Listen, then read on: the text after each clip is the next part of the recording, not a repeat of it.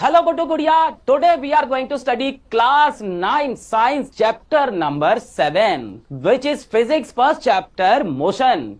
Oh guys, when in school madam taught this chapter or Sarji taught this chapter, you understood nothing. Bro, what is speed, displacement, meter per second, acceleration, didn't understand anything. But beta, I guarantee you, today we will get full physics feel. Okay, this speed, velocity, acceleration, all these will be on your fingertips. No, you know nothing. Don't take tension. Sir, we know nothing, we can't understand. Bro, physics wala is here to teach you physics. Just trust this much. By the end of this lecture, you will yourself become a teacher, and in school you will go and start teaching your friends also. In the lecture, you have to focus. You will understand everything. Listen one more thing. This physics wala platform, if you don't know this, it has PW mobile app also, where so many affordable courses are available, like class 9th is there, batches are running. So you can watch that also and study from here also. Okay, you will get this lecture notes. Link is given below. Just click it. You will get the notes. Now let's start the chapter. But before that, one important thing, beta. Today in life, where you are, it doesn't matter. But after 10 years, where you will reach, this matters the most. Maybe beta, today is the lack of money in your house. There is shortage of money. Father is doing hard work. You are struggling too much. Maybe beta, you are not that good in studies, but you want to do something in life, and maybe you feel like you can't do anything. That's why I brought this example, which is on the board here. This is me in 2015, and this is also me in 2024. So success needs sacrifice. So set this in your mind, write it in comments, write it on the wall. Success needs sacrifice. Let's start the lecture, bro. So first thing is what we will study today. We will study what is distance and displacement, what is speed and velocity, uniform and non-uniform motion, acceleration, graphs of motion, equation of motion, and uniform circular motion. All these things we will cover today. Don't take tension, you will become a master today. One master is teaching you and another master you will become after this lecture. So let's start with very basic things. What is motion? What is rest? Beta, motion means the position of an object changes with time. The position of an object keeps changing with time. For example, this is bird. Just now I saw it flying above my head, and a little later I saw it flying further ahead. Its position changed with time. Another example, fish is queen of water. Fish, what about fish beta? I saw it here in the water. Then after some time I saw it somewhere else and it went away. What is this beta? This is the car. The car you want to buy one day. Surely you will buy a car with your own money, and even your parents will ride on it. Of course, it will take hard work and bit of sacrifice. Now, what is car doing? It is moving its position with time is changing. A little while ago, where was the car? It was outside your house. A little later, where did the car go? Outside their house, home, you have to pick up. Right. Hey, focus again. Now, but a second thing is rest. What is rest? Sir, we know that we lie down on the bed and sleep peacefully. That's the rest. Beta, in physics, rest means when an object does not change with time. Rest. Correct. Simple. Now this is Babita. I will tell you about Babita later on. Now we have a long history together. Look, Babita is sitting right here on the chair. She is not moving, not checking, not doing anything. So what does that mean? She's at rest. Her position is time with not changing. Here, this is you. Shanti beta. Yes, what is Shanti doing? He's standing. His position is then changing with time. So what is that? Rest. So motion means position changes with time. Rest means position does not changes with time. Crystal clear? Now you tell me right now, as you are sitting there watching this video on your mobile, are you at rest or in motion? Tell me. Some of you are sitting on the chair with mobile in front. Some of you are even lying down on the bed like this, watching. You can't learn this way. You have to study and take notes. You have to study, beta. So beta, what are you right now? Lying on bed, sitting on chair. What does that mean? You are at rest. Right? Right? Wrong. Why? Let's understand the story. I bought a new thing, alakhsir concept. Ask a different kind of concept. Let's understand in a game. You are at rest and also not on rest. What is this, sir? Okay. Let's say this is our bus of PW. Yes, brother, PW. School and bus, everything is done. Now it's PW's bus. Inside the bus, who is sitting? Babita. Now you are standing outside the bus. Chante, look, Babita is leaving. Now you are seeing Babita living in the bus. Babita is an educated girl. You know about yourself. You go out and playing with marbles. So you see Babita is going and going and going and zoom.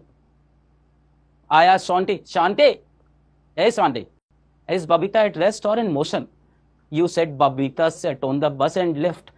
So according to Shanti, what's the state of Babita? It's in motion. Babita is at rest or in motion? We asked Shanti. Shanti said, sir, Babita is in motion, sir. She's gone in bus. There's another man on the bus. Dear Goli. Goli, beta, don't mess around. And I asked Goli, Goli, you are lucky that you are roaming around with Babita. Tell me, is Babita on rest or in motion? Goli said, we are on the bus. Babita is sitting in the back. She is not moving. The bus windows are closed. She can't see outside. It's black windows, full pitch dark. He said, Babita is sitting in the back. She's not moving at all. Babita is on rest. When I asked Goli, Goli said, who is Babita on? She's on rest. And you, Shanti, you are saying that Babita left in motion. What I mean to say is rest and motion are relative terms. It's relative term. It depends on where you are. Who is watching the motion?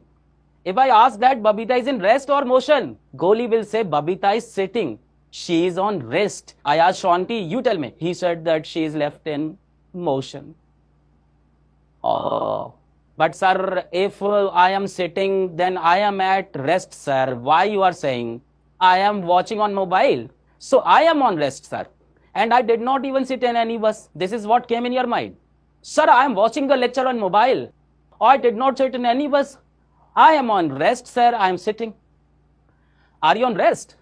My lovely good, yeah. Come, I will show you the universe. You will get the feel of physics. I'll show you the universe. This is your earth, Mother Earth. This is you on Mother Earth. Shanti, Shanti, this is you. You think you are on rest, but you are on earth, right? Huh? Are you on Jupiter or something? We are sitting on that only, sir. No, sir. Earth is round. Earth is round. You are sitting on earth and you think you are on rest. What are you talking about? Let's do one thing. Let's send Goli to the sun. Let's set him on fire because he was roaming with Babita. He was roaming. He's doing a lot of bus travel. I send the Goli where? On the sun. Here is Goli, beta. If Goli sees you, hoi, you are moving so fast. I asked Goli, Goli sitting on the sun. Sir, please don't know this. Why you are roaming with Babita? My Babita. I mean Shanti Babita. Now Goli is watching. Shanti is running. Here Shanti is moving very quickly. Shanti is in very fast motion. What kind of motion is this? Brother, Shanti is moving at 30,000 meter per second speed. 30,000 meter per second speed. 30 kilometer in 1 second. From your city to another city in 1 second you are covering while sitting on the earth. Sup. My lovely Kuddu. There is nothing called rest or motion. It's all cooked up. It's all relative term. Sir, how do we remember the concept? What kind of term is it? Relative. From now onwards, if someone asks you, a boy sitting on the chair, is he on rest or motion? Say it depends on who is watching him. If you watch from the sun, then the earth is moving, hence it is in motion. But here next to Shanti, Babita is with you. King. She is beautiful and cutie. Babita is sitting next to you. Now if I ask Babita, you tell me Babita, is Shanti is in rest or motion? Babita is standing next to you. You started searching for her. No problem. Don't dream too much. Let's believe. Sorry. Now Babita is standing next to me. So I asked, is Shanti at rest or in motion? She turned and said that he is sitting. So Babita will say, you are on rest. So dear, the term rest and motion is a relative term. It depends on who is looking at you. Who is watching you? No one is watching. Have you seen your face? Let's move on. Yes. Next topic is distance and displacement. I'm scared of it. Let me tell you this easy thing. Shanti means you again came back. Walked 5 meters, then walk 5 meters, then walk 5 meters, then walk 5 meters. Where are you going? You are going there. Very bad. 5 meter, 5 meter, 5 meter, 5 meter. Where have we reached? Heaven, not heaven. Hey, bad talk. Near Babita. If I ask this Shanti, how much path did he travel? How much actual path did he travel? Tell me. He went from here to here 5 meters, 10, 15, 20. How much path did he travel? He traveled 20 meters. The actual path that he traveled by walking and running, then he came here and then there. Now if I ask you about what is the shortest way to reach Babita? Sir, and a lot of money. Hey, you study physics instead of talking crap. What is the shortest way to reach Babita? Sir, by complimenting her that you look very beautiful, you are the most beautiful person. Hey, no, study physics. What is the shortest way to reach Babita? According to me, the shortest way is this, straight line. Sit up. Why walk from here to there and there to reach straight? Sit up. This is the shortest path where you can reach Babita's heart. Where you can reach Babita. Shortest path is this. Shortest. How much is this? From here to here, how much is it? 5. And how much is it? 5. So if I ask for the Shanti, what is the shortest path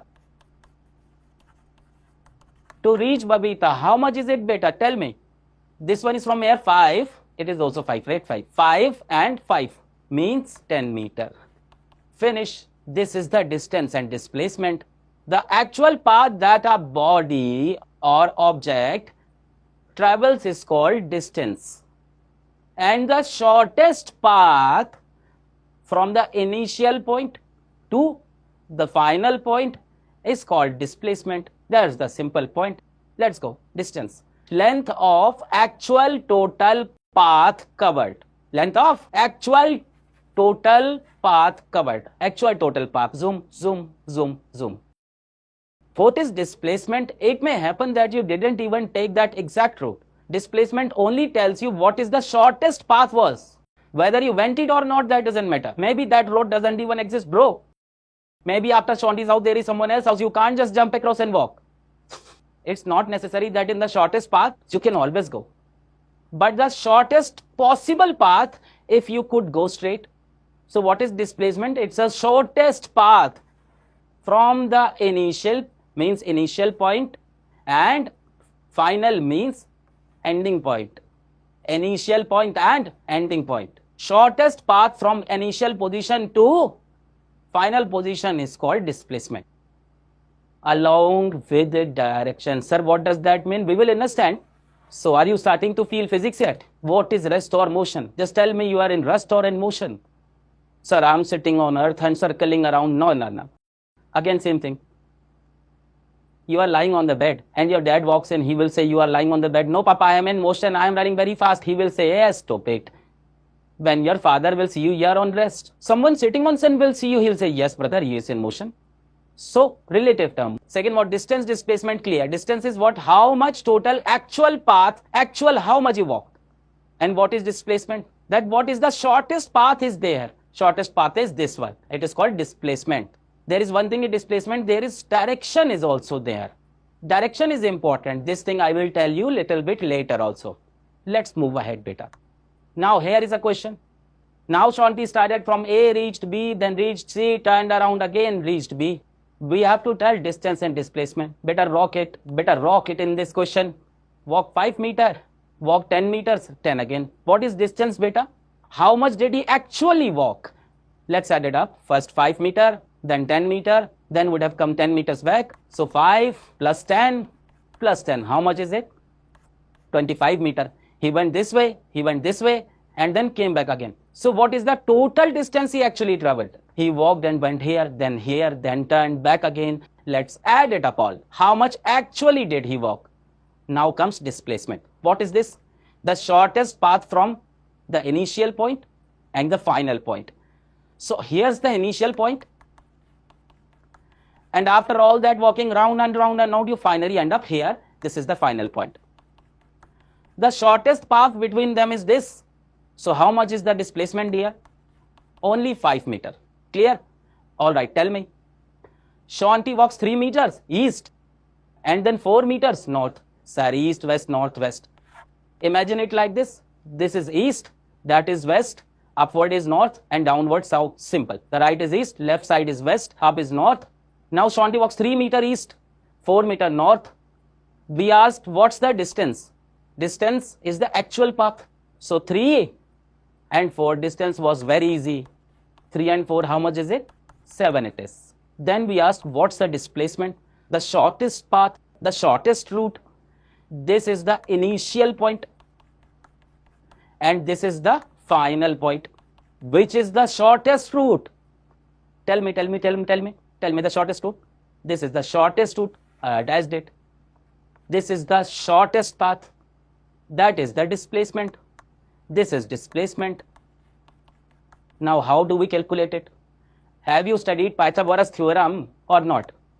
If it's a right angle triangle, this side is the perpendicular, this side is the base, and this side is the hypotenuse. What is the formula?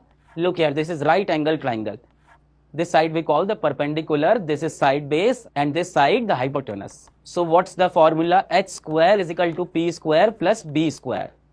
H square is equal to P square plus B square. And that's exactly what we need to find the displacement. Here only, right? Okay. So how to get it? Let's write the same formula. H square is equals to P square plus B square. Pythagoras theorem. Square of 4 plus how much is B? Square of 4 is 60. Square of 3 is 9. 16 plus 9, how much is it? 25. But if the number square is 25, then what is the number? 5. Very good. 5. So how much is the displacement, beta? 5 maybe. Did you understand clearly about distance and displacement? It's clear. Let's move on to the next question. Hi, it's a bird. Now beta, it's a bird. Just flying round and round. My dear, it's gone crazy. Round, it's hovering. It's spinning. Now the question is, after a half revolution, from where will be the half revolution? From here, till here you have to come. Okay. After half revolution, find distance and displacement. All right, let's first talk about distance.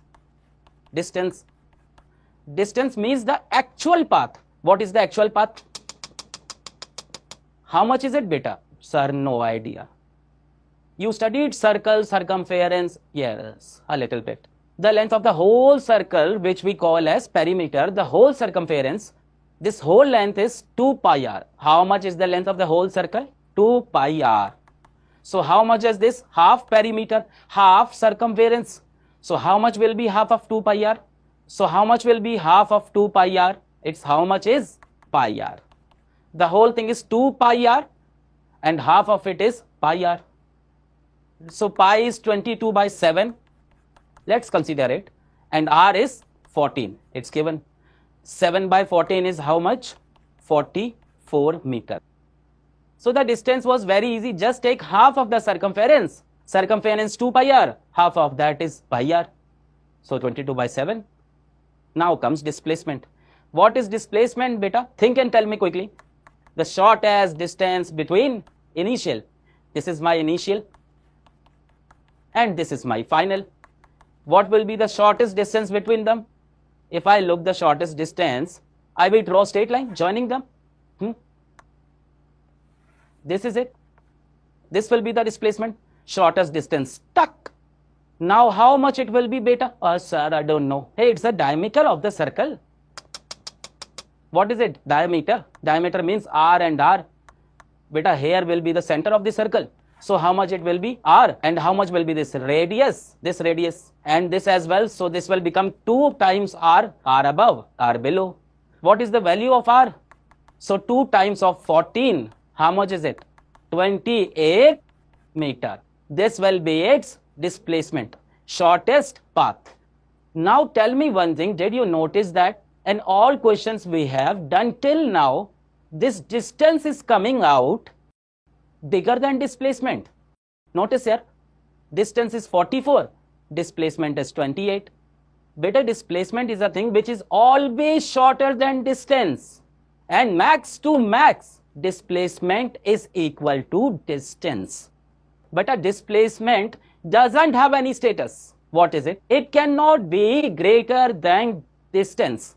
Displacement will either be less than distance or at most equal to distance. Displacement will either be less than distance. Displacement is 28, distance is 44, it is less. All right, look at the previous example. Displacement was 5, distance was 25, displacement is less. Look at this example. Distance is 7, displacement is 5, it's less.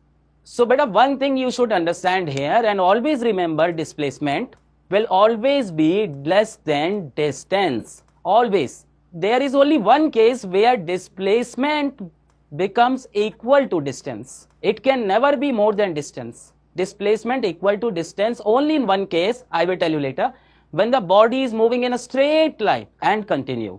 Okay, brother, did you understand this much? Now, what's the next question? The same bird, but this time it completed a full revolution. Find distance and displacement. Full round is completed. Full round completed. The bird completed the full circle. So beta, what is the actual path? The whole circle, which means 2 pi r. Earlier it was pi r, then it will be double of that. Now the double is 88. Pi r is double, 88. Now let's talk about displacement. Displacement is the shortest path from the initial point to the final point. Where did the bird start from? From here. This was its initial point. Going. It came back again. This itself become its final point. Oh, sir. This is the initial point. This is the final point. So the initial and final points are exactly on top of each other. Is 0. So much effort the bird queen made, and after going in a circle, she came back home. Displacement is 0, isn't it? Like they say, the same hospital in which you are born, God forbids, if in same hospital your end happens, touch wood, but it has to happen. Suppose in the same hospital where you were born, you live your life, you become a great person, earned money, bought a car, got married, had a small little kid, and in the same hospital where you were born, you passed away there. Then your displacement for the entire life is 0, because your initial and final points are the same. So displacement depends only on the initial and final points. What you did throughout the life, we don't care. Where you went, we don't care. Initial, final, that matters. Clear? So beta, displacement can be 0 even though body is moving. Once the body has started moving, its distance can never be 0. No. But displacement 0 is possible. I have written it here. An object has moved. It is written in NCERT. It's a question. Our lovely, beautiful NCERT Didi. An object has moved through a distance. It has traveled some distance. Can it have a 0 displacement? Can it have a 0 displacement? If yes, then support your answer with an example. But don't give that example about being born in the same hospital and dying in the same hospital. Don't write such a dark answer. A very simple example is, a body goes from point A to point B and then comes back from point B to point A. So distance have been covered, but what will be the displacement? 0. From where it started, you came back. Second example, body moving in circle, where you have started, back there. So after one revolution, take one complete revolution. So suppose you started from A, then circled around and came back to A. So in this, what is the displacement? 0. What is next? This you got it. If initial point and final point is same, then displacement is 0. Remember this, all this example. This secret is between you and me. Please don't tell ma'am in the classroom. When can the displacement be 0? Ma'am, if you are born in the same hospital and you die in the same hospital, if we say things like that, can the magnitude of displacement be equal to the distance traveled by the object? This English gives us trouble. We know the physics, but this English doesn't come easily. Can the magnitude of displacement be equal to distance traveled by the object? This English really troubles us. Physics is simple. It's the English that troubles me. Can the value of displacement be equal to the distance traveled by the object? Can distance and displacement be equal? Of course, they can be equal. Brother, what's the problem? Suppose we start from point A and go straight to point B. Now that is our path. And that is also the shortest distance between A and B. What is the shortest path? Will you go from above? So the first point is yes, when object travels in straight line.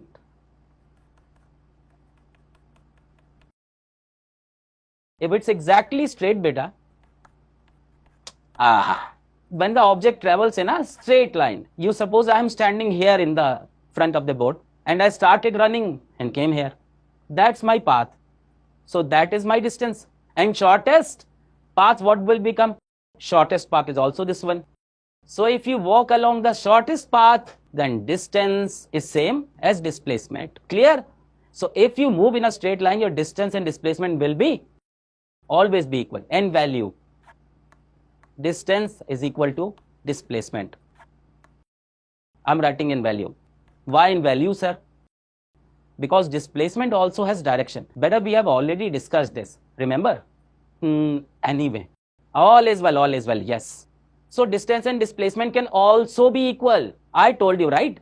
What is the maximum status of displacement to become equal to distance? Mostly it is less. And when is it equal? When the object travels in straight line.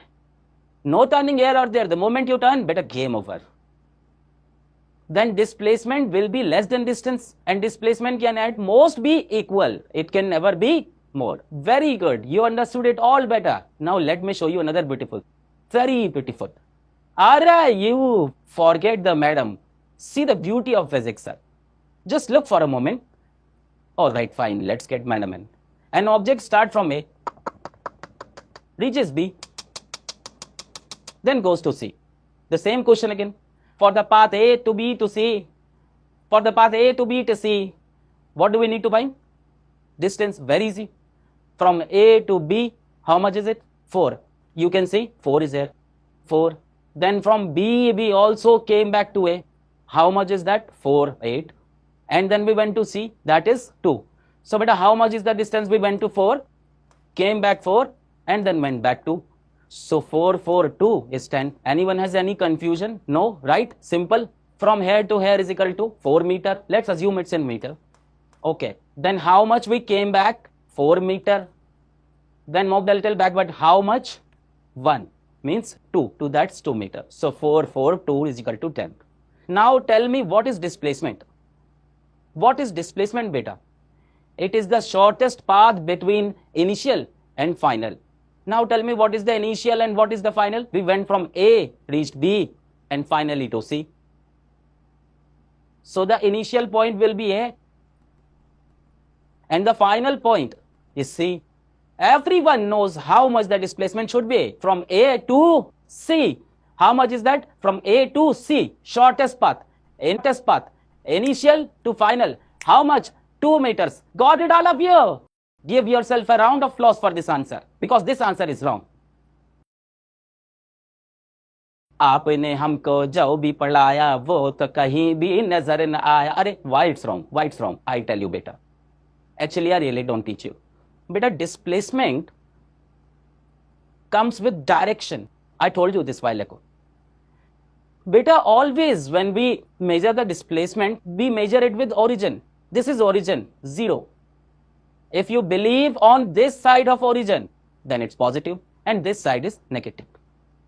And displacement, direction matters.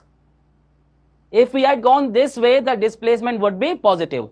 But if we go behind the origin, displacement is negative. So here the answer will not be 2. No, sir, not 2. What it will be? Minus 2 meter. Yes, that concept I just explained. My mistake here. Yes. It's my mistake. If you go behind the origin, displacement is negative. If you go forward, then it's positive. Now your brain must be thinking, then let's do the same in distance also, sir, that would be fine. Distance can never be negative. Never. Never. Distance has no direction. Just keep adding, always keep adding. Never subtract. Never in distance. No. In displacement, you must check. If you go forward from the origin, then positive. If you go backward, then negative. If you go upward, then positive. If you go downward, then negative. So what will be the displacement? Minus 2 meter. Sir, what is this? Why study displacement at all? I'll tell you. I'll tell you everything, each and everything. How to get Babita. Oh, sorry, not that. That you have to figure out on your own. Back to topic. Suppose, beta, I say I am standing 5 meter away from you. I am 5 meter from you. Shanti, are you reading? I am standing 5 meter close to you. Now what are you doing? You looked on the right, not there. You looked on the left, not there. Looked on front, not there. Looked behind, not there. Looking up as if I am stuck in form of Spider-Man. I'm not. Where am I? Down, in the room below. The one you are studying right now. The sound will come. Yes. I mean to say, when I tell the distance that I am 5 meter away, you don't know the direction of where I am. You start looking everywhere, here, there. Where are you, sir? I can't find you. But when I say, I am 5 meter towards your right, you clearly understood my position. I said, I am 5 meters below you. You said, okay, underground, all right. Clear, beta? That's why we study displacement. Because displacement tells us how much far and in which way. It tells us direction. Which way? Now generally we'll say it's not there in your syllabus, but I'm just telling you once. Do you know how displacement is written? 4 meter north. It's written like this. 5 meters south.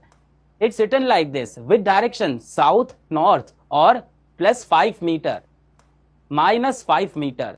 This is how it is represented along with direction in your syllabus. This thing is low-key in questions also, not come from it, but you should learn. Let's study the difference between distance and displacement. You will understand it like butter, brother. Distance, length of actual total path covered. Actually, how much did he walk? That is distance. Please remember it. Actual. Displacement, shortest path from initial position to final position. The shortest path has only magnitude. Distance only has value. It doesn't have any direction there. No direction. We never speak of direction and distance. We only give value, 5 meter, 10 meter, 20 meter, whatever it is. Let's talk about this. Displacement has magnitude, that is value, and direction. 5 meter north, right? 10 meter south, like this. 5 meter north, or it can also be written as plus 2 meter, minus 2 meter. There can be many ways to give direction. Not in detail, we just have to remember that in displacement, direction is also there and value is also there. Next thing, dear, what kind of quantity is distance? Scalar. Beta, scalar quantity means the ones that has value. Simple. And the one direction is not there. No direction, only value. There are exceptions too. Current is one exception, but for now, big one. Displacement is a vector quantity. Beta, vector quantity, simple definition is the one which has magnitude and direction. For your syllabus, this is enough. Other vector law and addition, leave it. Vector quantity that has value and direction as well. Scalar quantity will only have value. So what kind of quantity is distance? Scalar quantity. There is no direction of distance. You said you went from home to school. I asked, how much distance did you travel? You said, sir, we traveled 5 kilometers, that's it. Then I asked, how much displacement happened? Sir, 5 kilometers east. Do you understand? And what is this vector? That is, you gave 5 kilometers and also east. Look, there is value, here's value, and here's direction. Vector quantity is value and direction. Distance can never be negative. Distance can never be negative, whether you go here or there from the origin, it's always positive. It's a rule that's made, sir. Why not negative? Rule is made. Displacement can be positive, you saw that. Can be negative, you saw that. Can be zero. If you complete it, circle it, zero. So displacement can be positive, negative, or zero. All three things can happen. Distance, beta, will always be positive. Can never be negative. Displacement can be positive if we go behind the negative, and if you circle back and come, then zero. Now, beta, distance depends on the path followed by the object. Which road you took, that's what distance depends on. Displacement tells me the initial point, tells me the final point. That's it. I will take the shortest path here. Displacement depends only on initial and final position, not on the path followed. Which path you took, we don't care. How you went to school, we don't care. Tell us the shortest distance. Shortest path, that's displacement. Didn't click it? It will click. Come, let's make it click. Suppose A and B are 2 points. I said we have to go from A to B. So let's go, sir. We went like this. From A to this way Zotuk, then this way Zotuk, then this way Zotuk. How much distance did we cover? 5, 10, 15, 5, 20. So in this path, how much is the distance? 20 meter. I said no. We won't go from here to there. We'll go this way, Zotuk, Zotuk. So how much did we walk? 6 meter and 8 meter, Zotuk, Zotuk. And this path, beta, how much distance did we travel? 6 and 8, how much is it? 14 meter. Now if I ask you how much is the displacement? Displacement will be the shortest path. So what is the displacement? Shortest path. You tell me the shortest route. Shortest path from A to B. Shortest path is this. How much is it? 10 meters. If you went by this path, then the displacement I would tell is still 10. If you went by this path, then the displacement I will tell you still 10. Displacement doesn't really care about how you walk. It only care about one thing. Initial point, final point. That's exactly what is written here. If you look carefully, see this one. Distance depends on the path followed by the object. Distance depends on the path, brother. Look here. This time, how far is the distance? 20. This time, how far is the distance? 6, 8, 14. But if we talk about displacement, depends only on initial and final position, not on the path followed. Only initial and final position. Path doesn't have any relevance. Clear, beta? Very good. Now you understand distance and displacement. Let's go to the next topic, which is speed and velocity. You must have known already about speed, that what is speed. Speed is how much fast you are walking. Simple. How much fast you are running. So what is speed? Distance per unit time. Distance covered per unit time.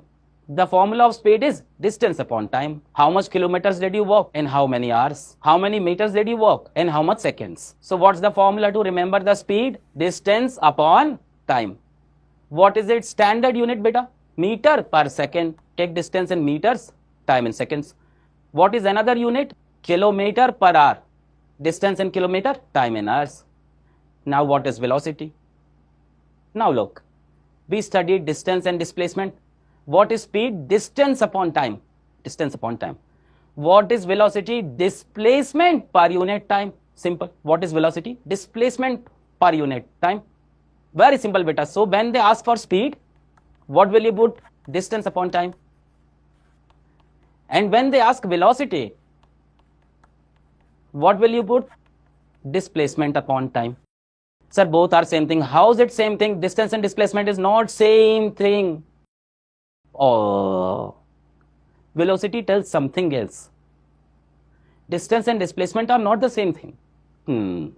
So velocity is displacement upon time. The unit is same. Displacement is also in meters or kilometer, time in seconds. So what is the SI units? Meter per second. There is another unit, kilometer per hour. Okay. Now, beta, sometimes they give in kilometers per hour, but we have to convert to meter per second because the standard unit is meter per second. While you're solving numericals, always solve in meter per second unless they specifically ask in kilometer per hour. So, beta, in kilometer, we have 5 by 18 meter per second. We have to convert it.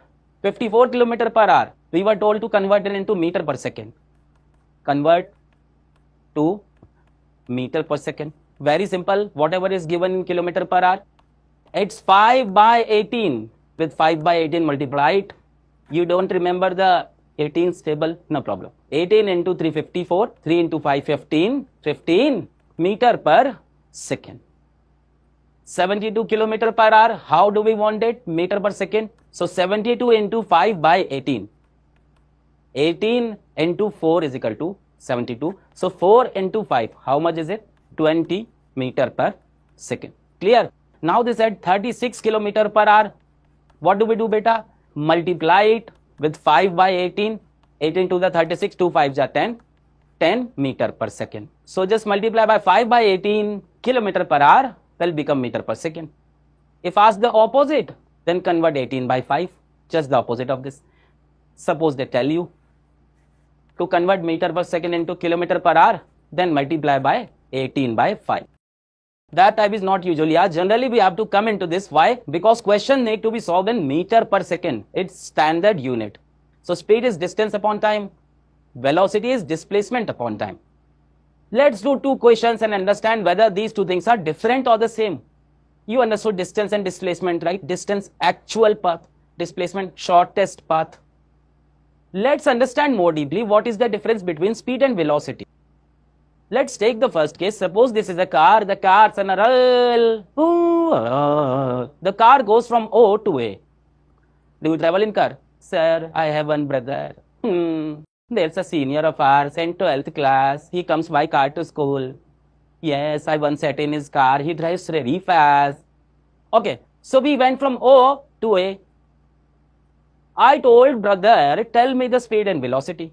How much distance is covered? How much was the path? 10. How much was the time? 2. Speed is very simple, beta. Distance upon time. So we went from O to A. How much distance was covered? 10 meter. How much was the time taken? 2 seconds. So how much is it? 5 meter per second. Now let's see the velocity. What is velocity, beta? Displacement upon time. Displacement upon time. We went from O to A. What is the shortest path? This itself, sir. This is the shortest path. So how much is the displacement? 10 meter. How much was time? 2 seconds. So how much is the velocity? 5 meter per second, sir. Both things are coming out same. That's because distance and displacement are the same. Why did they become same? When will distance and displacement become the same? When you move in a straight line. And here you are moving in a straight line. So they are equal. Value-wise, values equal. So speed and velocity came out the same. 5 meter per second, 5 meter per second. No problem. Second case. Here is the origin O. And from origin O, where did I go this time? I went backward. See, forward from origin, backward from origin. I know forward and backward is actually relative, but for our syllabus, let's assume this side to the right is positive and this side is negative. Now we went from O to B, 6 meter. Time taken, 2 seconds. But what is speed? Distance upon time. Now tell me, does distance care which direction you went? Just tell me the value. Distance doesn't care about value. Distance and all this doesn't come in direction. What is the value? How much is the time? 2 seconds. 6 meter upon 2 seconds. How much is it, beta? 2 3s are 6. So 3 meter per second. This is speed. Now if we talk about velocity, something is coming in my mind. I understood everything. Displacement upon time. Now tell me, if I take this side as positive, won't I have to take other side as negative? And displacement involves direction. So how much is the displacement here? Minus 6 meter. Brother, it's very simple. Look at this graph. If this direction is positive from the origin, then this direction become negative. This is origin. If you look that side as positive, then this is negative. And displacement is affected by positive and negative. So minus 6 meter upon 2 seconds, 2 into 6. What is the velocity, my brother? Minus 3 meter per second. Oi, hoi, hoi, hoi, hoi. So here's the story. Speed can never be negative. Velocity can be positive, can be negative, can be zero. Why? Because displacement is above. And this Mr. Displacement can be positive, negative, zero, everything. So if this is negative, then this will be also negative. Now better notice one thing. The speed and velocity values are coming out the same. Here 5, here also 5, here 3, here also 3. So velocity is basically speed to some extent with direction.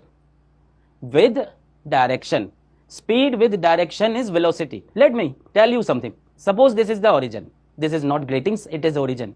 I say a car is moving at 10 meter per second. Tell me in which direction is it going?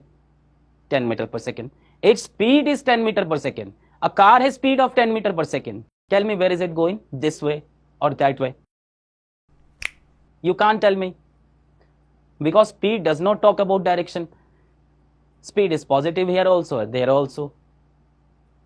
This car speed is 3 meter per second. Which way is it going? We don't know, brother.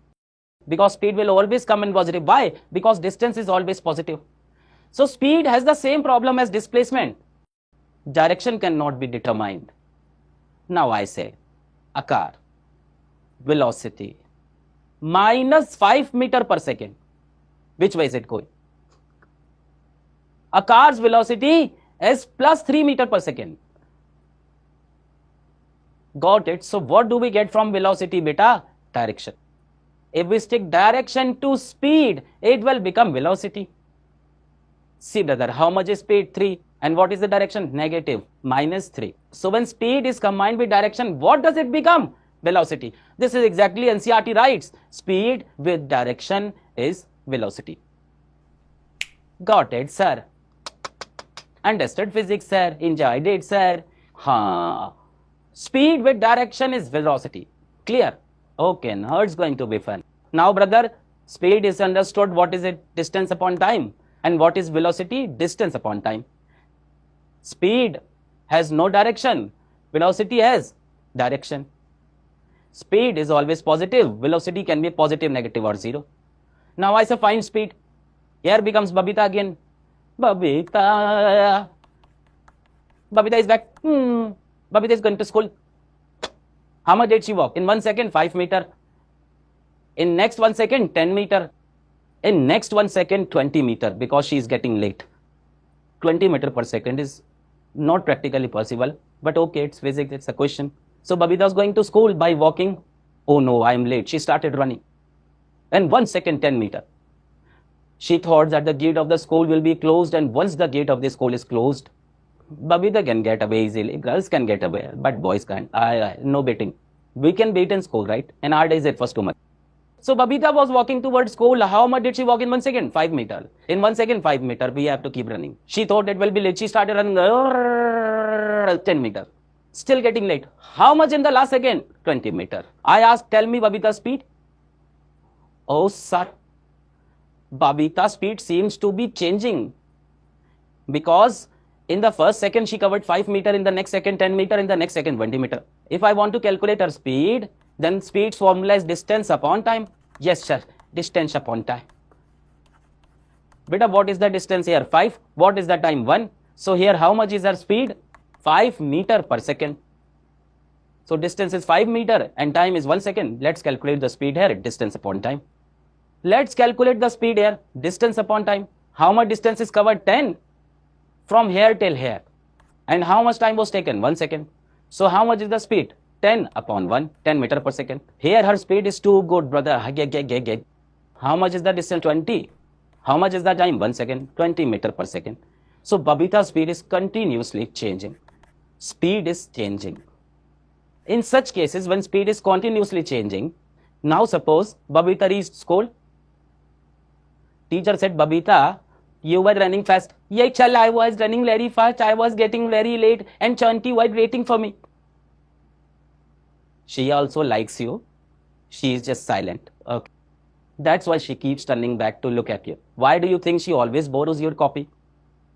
Don't get carried away by such talk. This is how friends tease you. It's just that your work is good and you're the free helper. That's why. Yes, don't get carried away by your friends. Anyway, teacher said, Babita, were you running? Yes, ma'am, I was running and coming. Babita, at what speed were you running? Ma'am, 5, 10, 20. In such a cases, when speed is continuously changing, a new concept was invented, average speed. So we can just find the average. Average, tell us, Babita, why you were saying first meter per second, 4 meter per second. From 10 I started. So average speed came into existence here, and the formula of average speed is total distance upon total time. Total distance upon total time. And when average speed came into existence, so did average velocity also. You can tell its formula yourself. Total displacement upon total time. When do we calculate this? When speed etc. are changing. Then we talk about average speed and average velocity. That's it.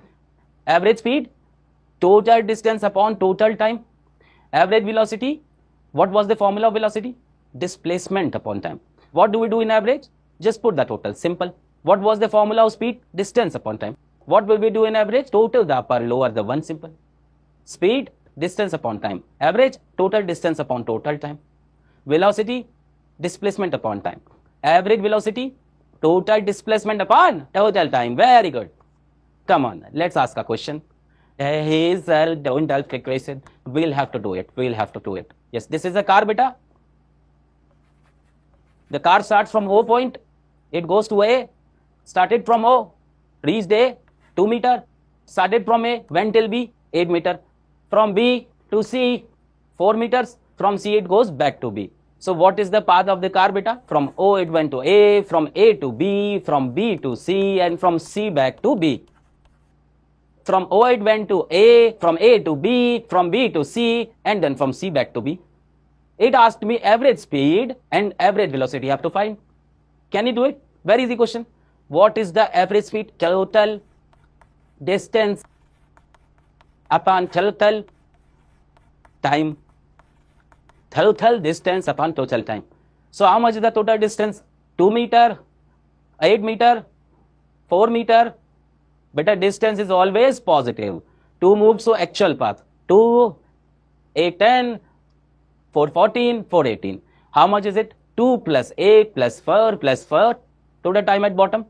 1 second, 1 second, 1 second, and returning also 1 second. How much is it? 4 seconds. So how much is this? 2, 8, 10, 14, 4. 18 upon 4. 9 upon 2. Means 4.5 meter per second. Where is the distance here? N meter. Now average velocity. What is velocity? Displacement upon time. What is the average velocity? Total displacement upon total time. Now tell me what is the total displacement? Total displacement. My initial point was O. Anyone has any confusion in that? No, sir. Clear, sir. Final point is B. What is displacement? The shortest path between initial and final. This is initial, this is final. What is the shortest path? This. So how much is the displacement? 2 plus 8. Is it clear? Shortest path from initial to final. So here is the initial and here is the final. 2, 8, 10. Now beta, what will be the total time? We'll take 1 plus 1. Well, beat you. Total, we must consider entire time. From here to here, it took 1 second. From here to here, it took 1 second. And from here to here, it took 1 second. Total 1 plus 1 plus 1 plus 1, 4. So 10 upon 4. This is the mistake you are about to make. Don't make it why not, sir, because it isn't there. Total. Tell me the total time it took in the entire journey. In the entire journey. How much is it? 2.5 meter per second. This is the average velocity and this is average speed. Maybe I will write the average velocity as plus because it has the positive direction. I wrote plus, not minus. Clear now? Good. Let's move to the next question. Now there's a Shanti beta. Shanti. Start from point A, goes to point B, and from B it returns to A again. The distance between A and B is 4 meter. Going took 2 seconds, returning took 6 seconds. You need to find average speed and average velocity. We have to find. Very easy. Average speed beta, total distance upon total time. What is the distance? 4 meter is going, 4 meter is coming back, 4 plus 4. What is the time? 2 seconds and 6 seconds. 2 plus 6, 4, 4, 8, 2, 6, 8, 1. What's on top? Meter. What's at the bottom? Second. Distance on top and time below. 1 meter per second is the average speed. Now tell me average velocity. Total displacement upon total time. Now tell me how much displacement went from A to B, came back from B to A. So initial is here and final is also here. Oh dear, we reached the same place, back in the same hospital where we are born. So how much is the displacement? 0. You can give whatever time you want. 2680. Average velocity 0. Even though body is moving, Still average velocity is 0. Oh dear, this is the concept of velocity. Speed can never be 0 if the body is moving. Average speed can never be 0 if the body is moving. But average velocity can be 0. If you return to the same place you started from, then displacement will be 0. Got it?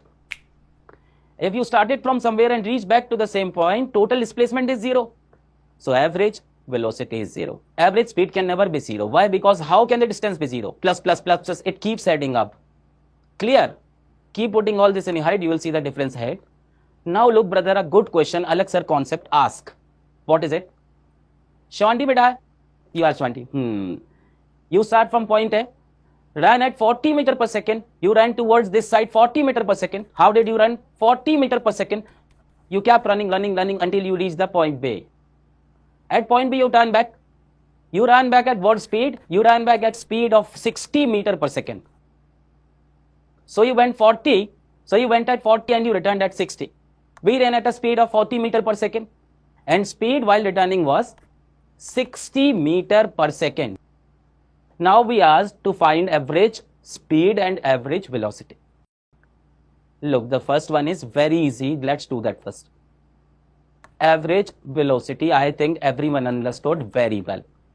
Average velocity total displacement upon total time.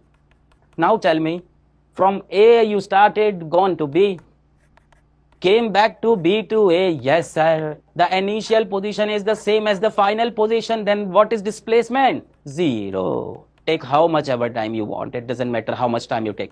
So how much is it? 0.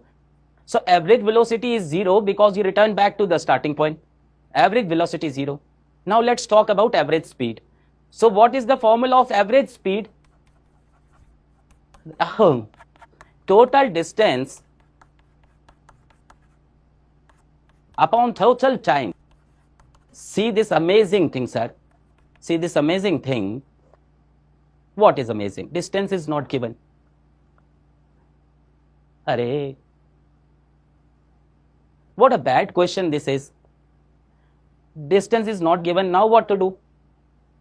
And time is also not given. Now what to do?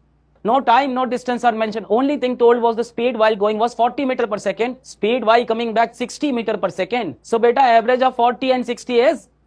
What will be the average of 40 and 60? 50 meter per second. You couldn't think of this. Don't even think, because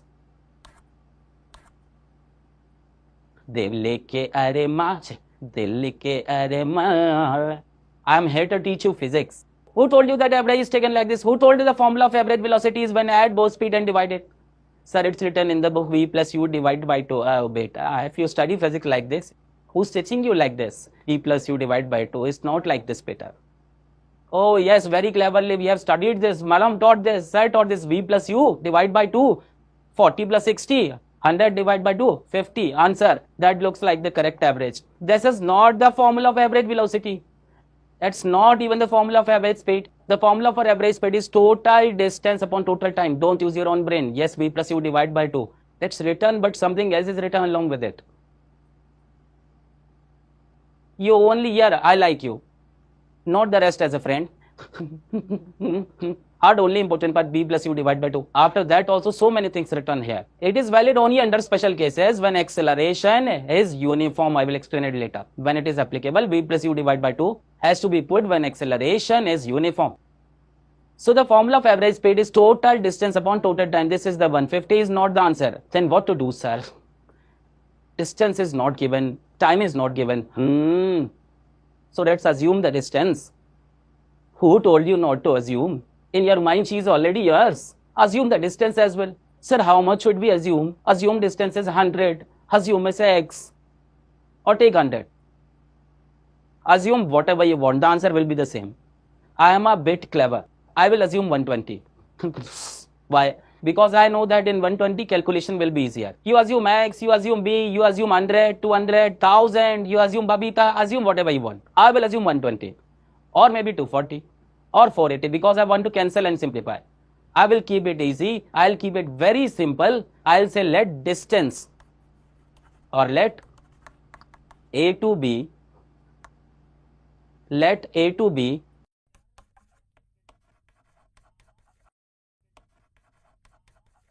if you want you can catch 100 meters. Best is 120 or 240. Both of these, take the LCM of these two, it will be the easiest one. I haven't studied that one.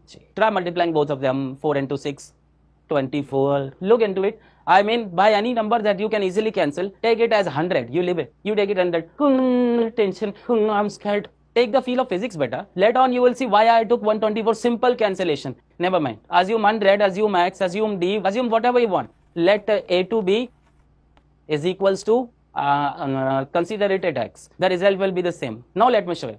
We now move from A to B. Move from A to B. What's the distance? Let's assume it as 120. Let's assume whatever we want when they haven't given anything. Why should we assume 100? It's our wish. From A to B, how much is the distance? 120 meter. Now tell me how much time it will take, beta. All right, come here as well. From B to A, I believe that B to A will be the same. From A to B and from B to A, 120. So how much is the distance from B to A also? 120 meter. While going the speed is 60 meter per second, while returning the speed is 40 meter per second. So how much time did it take while going?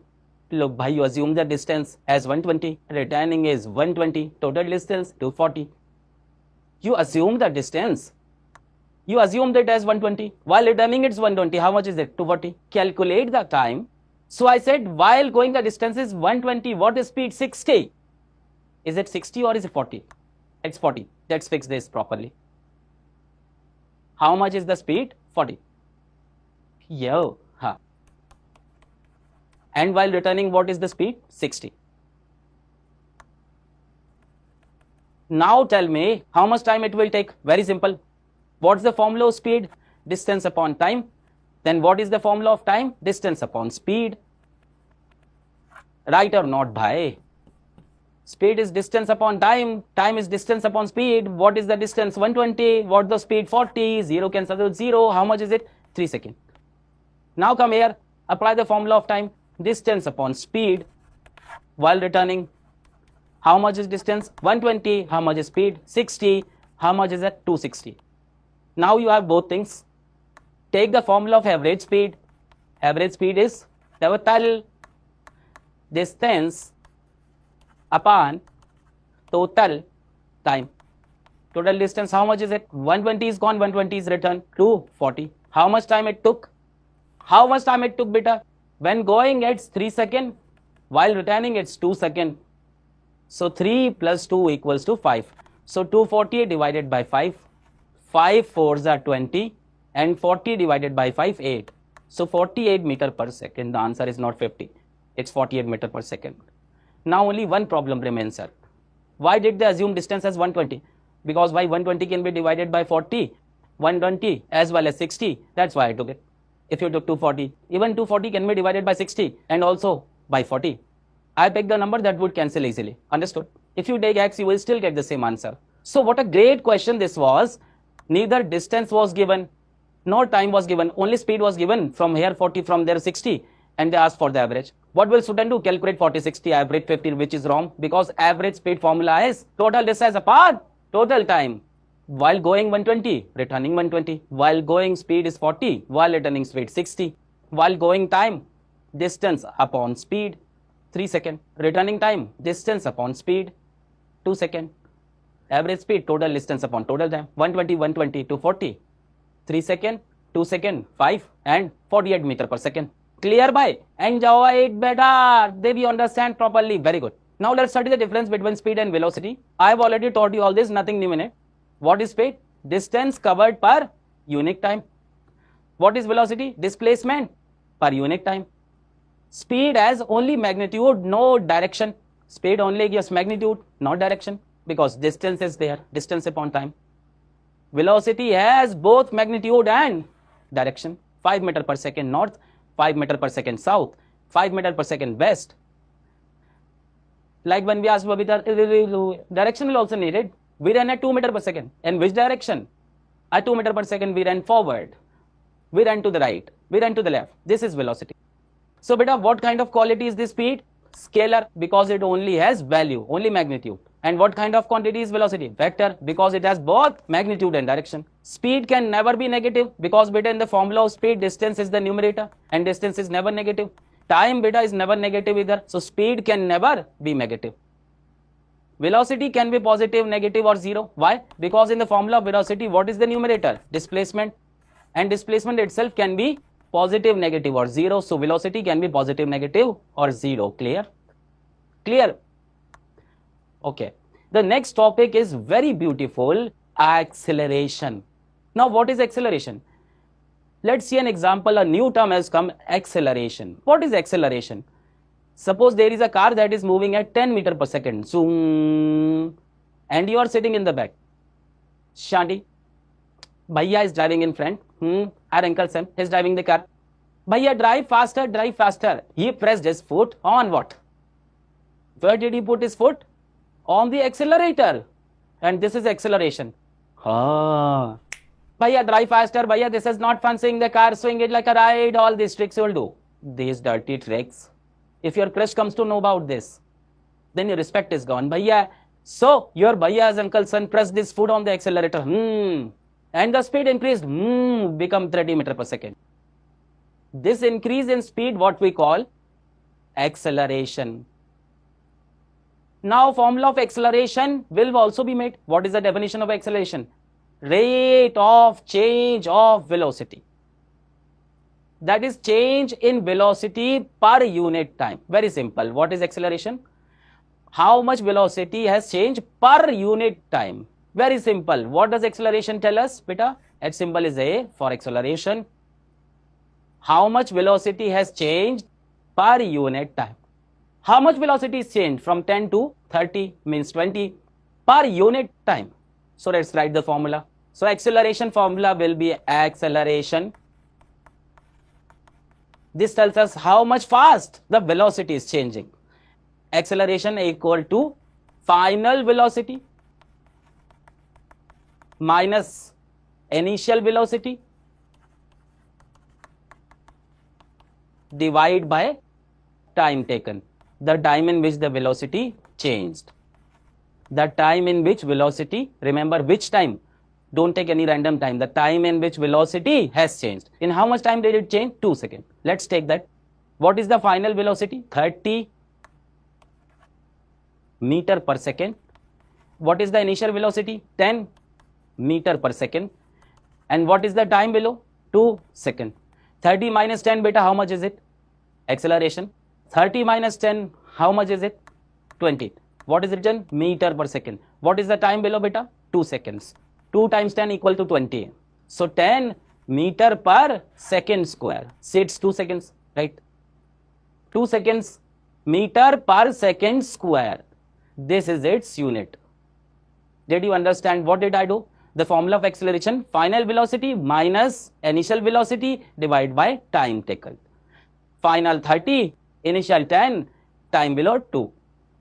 30 minus 10, 20. And what is this? Meter per second. What is the time? 2 seconds. 2 into 10, 20. 10 meter per, it's 2 seconds. Second square. So beta, its unit, its SI unit of acceleration, how much is it? Meter per second square. It looks a bit strange. You had heard meter and you also heard meter per second. This is new. You had meter per second square. Its formula is very simple, beta. The formula of acceleration is very simple. Look again, very simple formula. A is equal to V minus U by T. Now, what is V minus U by T? What is A, beta? A is obviously, sir, it's acceleration. What is A, beta? Acceleration. It is acceleration. What is V, beta? Final velocity. What is U? Initial velocity. What is T? Time taken. Final velocity minus initial velocity upon time taken. V minus U by T. And beta, we have to remember it's a SI unit. And which unit will the answer come? It will come in meter per second squared.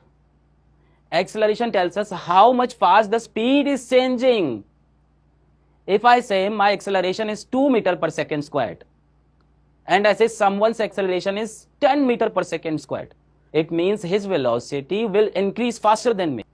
How much fast the velocity increases, that is acceleration. The greater the acceleration, the faster the velocity will increase. It can also decrease anyways. Come on, let's do a question. We will learn while doing questions. For now, acceleration is understood. We'll remember the formula B minus U upon T. A train starting from a railway station. So, beta, there is a train. Have you ever sat in train? A train starting from railway station. That means, beta, in the beginning, the train is at rest. It is standing at the station. Now, let's go. It attains a speed of 72 km per hour in 1 minute. How does the train move, beta? It moves a straight path. So here there is no problem of direction. How much speed did it attain, beta? 72 km per hour. In how much time? 1 minute. So how much time did it take? 1 minute. Now what is asked from us? Calculate acceleration in SI unit. Let's apply the formula of acceleration. A is equal to V minus U divided by T. What is V, beta? Final velocity. Now tell me, what is the final velocity? 72. But what is this? Kilometer per hour. We need acceleration in which unit? SI per unit, meaning meter per second. So first let's change kilometer per hour. So beta, 5 into 18, 5 into 18, 18 fours are 72, 4 into 5, 20, so 20 meter per second. This is the final velocity of the train, so this becomes V. What will be the initial velocity? If something is standing still at rest, what will be the velocity? 0. But if something is not moving at all, then its velocity is 0. If I am standing, what is my velocity? What will be my speed? 0. So whenever it is said a train starting from rest or a ball dropped from rest, ball dropped, whenever this word is used, ball dropped, whenever it is used, dropped. Dropped means released from rest. The initial velocity is 0. A train starting from a railway station from rest, so what is it? 0. Now beta, let's put it in the formula. V is 20 minus U, which is 0. Time taken 1 minute. Now beta, in denominator we must keep time in second. So in 1 minute, how many seconds? 60 seconds. So this cancels to 1 divided by 3. And what will be the unit? Meter per second squared. 1 divided by 3, beta. What will be the answer? 1 divided by 3 is 0.33. It will be, see. So it will be 0.33 meter per second squared. Clear? Now look ahead, beta. In the formula of acceleration, notice this on the top is velocity. And velocity has direction. That is why acceleration also has direction. Look at the formula of acceleration. Acceleration is equal to V, final velocity, minus U, initial velocity, divided by time. Acceleration formula, look carefully what is written. Change in velocity. That's what is written. How much velocity changed upon time. It has the change. How much the velocity changed. In the formula of acceleration, velocity is on the top. Velocity, beta, brings direction. That's why acceleration also has direction. Acceleration is also a vector quantity. What is it? A vector quantity. And a vector quantity has magnitude and direction. It has magnitude and direction. That means acceleration, like displacement and velocity, can be positive, negative, and everything. Now it doesn't have that bhai. Like displacement, bhai was distance. Velocity, bhai was speed. But acceleration has no brother or sister. Simple, okay? A vector quantity has magnitude and direction. Now what I am going to tell you, listen carefully. I will tell you a very lovely, beautiful point. Suppose this car is moving like this. Suppose this car is moving in. Now if I press the accelerator like this and zoom, the speed will increase. And if I hit the brake, the speed will decrease. That is also change in velocity. Understand this point. Change in velocity does not mean that velocity will keep increasing, It can also decrease. Oh. So if I press the accelerator of the car, my velocity increases. And if I press the brake, the velocity decreases and it decreases further. So acceleration has two directions. The first direction is when the acceleration is the same direction as velocity. Acceleration and velocity are in same direction, in the same direction.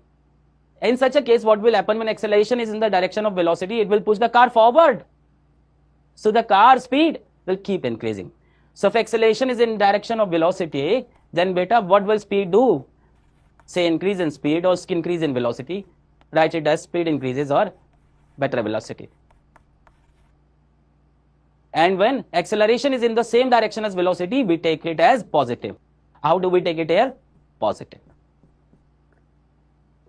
Velocity in this direction.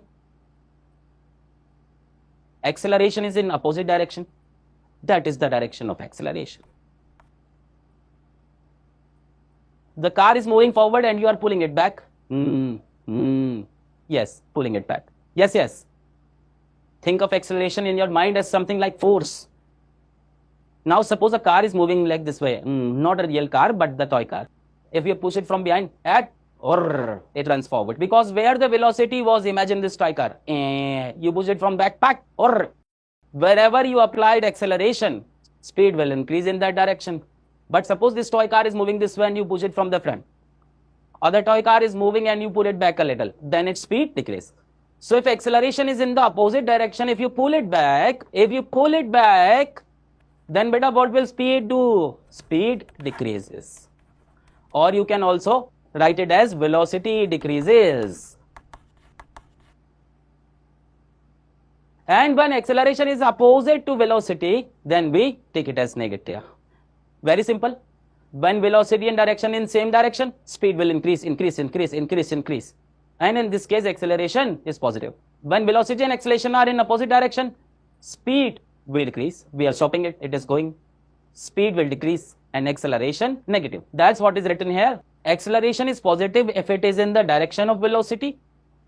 Acceleration is negative if it is opposite to the direction of velocity. If it is in the direction of velocity, then positive. If it is opposite, then negative. Let's move ahead, beta. A question has come. What is the question? Shanti is paddling his bicycle. Shanti is riding at 8 meters per second. So Shanti is riding at how much? At 8 meters per second. On the way, he saw Babita while riding. Oh, Babita. What will he do? He'll try to cut across. That's why it's not going to happen. Stop the bike quietly, yes. But by Shanti is like you. He applied the brake, he hit the brake. And after braking, his bicycle stops after 4 seconds. From here, after the next 4 seconds, his bicycle stopped under the 4 seconds. Stopped within 4 seconds means it came to rest. Came to rest means velocity is 0. Initially, what was his velocity? The initial velocity is u, 8 meters per second. Finally, he came to rest. What is the final velocity? 0. It stopped in seconds. What was he asked us? Find the acceleration. Come on, let's calculate. Acceleration is v minus u divided by t. What is v, beta? 0. What is u? 8. What is time? 4. How much does it come? Minus 2. And the unit of acceleration is meter per second squared. Look carefully, bhai. What I was explaining to you is exactly what has came out here. Acceleration is negative. Speed decreases until it becomes 0. That means acceleration was applied in the opposite direction to velocity. Velocity was this way and acceleration was applied in the opposite direction. See, acceleration came out negative. Arab, I didn't do anything. I just asked a question. I said, how was the Shanti moving? 8 meters per second. He applied the brake and stopped. Stop means he came to rest. So velocity becomes 0. Initial velocity was 8. Final 0 and the time taken 4. The formula of acceleration is v minus u divided by t. Final 0, initial 8 divided by 4. It comes out minus. Acceleration being negative means you are reducing velocity, stopping it. You are decreasing the speed. It keeps decreasing, 0. That means acceleration is in the opposite direction. So whenever you apply brakes, beta, note this down. Whenever in a question, beta, you see brakes. Brakes means what will be the acceleration? Negative. Brake means now we will reduce velocity. It will be negative. Come on, bhai, let's move back. Now we have to study uniform motion and non-uniform motion. This confuses a lot, sir. What is it, uniform and non-uniform? Is it the uniform that we wear in school, sir? It's very easy. I am telling you, physics is not difficult. What is difficult? English is difficult. It's very easy, bhai. What is uniform motion? Come, bhaiya. Shanti sat in car. You sat in car. And you said, I will drive the car in such a way that in the first second, I will cover 5 meters. And the second also, I will cover 5 meters. In the next second also, I will cover 5 meters. That means every 1 second, you will cover exactly 5 meters. First second, 5 meters. Next second, 5 meters. Next second, 5 meters. Can I say that in equal time intervals, you are covering equal distance, and equal time, you are covering equal distance. Can I say that? That is what we call uniform motion. When a body covers equal distance and equal intervals of time. Very simple. And every 1 second, how much I am covering? 5 meters, 5 meters, 5 meters. It could also be 10, 10, 10, or it could be 20, 20, 20, anything. As long as in equal time, we cover equal distance, that is called uniform motion. All right. So one thing is clear, an equal time, equal distance is covered. Now understand the second thing. If I ask, tell me something about this car speed. So beta, let's write the formula of speed. Speed is equal to distance upon time. Now tell me, what will be the car speed in this interval? How much is the distance? 5 meters. How much is the time? 1 second. 5 meters upon 1 second. So what will be the speed here? 5 meters per second. Tell me in this interval, what will be the speed of this? Distance upon time. So in this interval, what will be the speed? 5 meters per second. And this interval also, how much distance is it? 5 meters. How much is the time? 1 second. 5 meters per second. The meaning is when uniform motion happens, then what is the speed of the body? Same. It's same. Constant. Or what else do we call it, beta? Uniform. Uniform means completely flat, completely same everywhere. Understood? So constant speed or same speed remains in the uniform motion. It is written, the speed is same. So 2 points are clear about uniform motion. The first point of uniform motion is that in equal time, equal distance is covered. Second, if we talk about speed, then what should be speed remain? It should stay the same. Third thing, tell me this. Does this car have any acceleration? Is it increasing its speed? Is it decreasing its speed? No, same. That means no acceleration is happening. The car is moving with the same speed it had. So what is acceleration? 0. By final velocity is the same. Initial is also the same. In between also the same. Velocity itself has not changed. So acceleration is 0. Okay. So let's look at an example of this. A car moving with constant speed. Like this is car shown above. Clear? Now comes non-uniform motion. Now it's very easy. Just take the opposite of this. Non-uniform means it will not be uniform.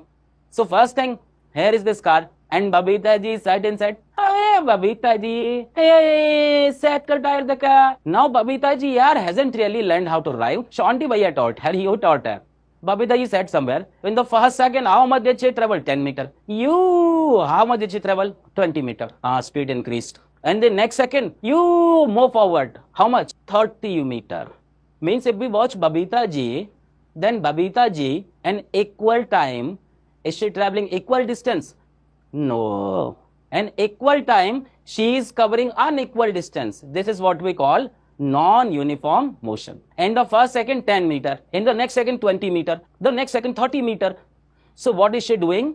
In equal time, she is covering unequal distance. So unequal distance and equal intervals of time. Here in equal intervals time, equal distance here, in equal intervals of time, unequal equal distance. Clear? Now comment on the speed of Babita ji. Here what will be their speed beta? The formula of speed is distance divided by time. So here what will be the speed becomes now? 10 meter. How much is time? 1 second.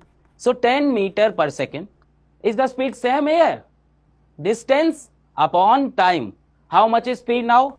20 meter per second. It increased by here. Now here tell me, distance upon time. How much it will be become? 30 meter per second. That means speed is continuously increasing. It could also decrease. So it will either increase or decrease.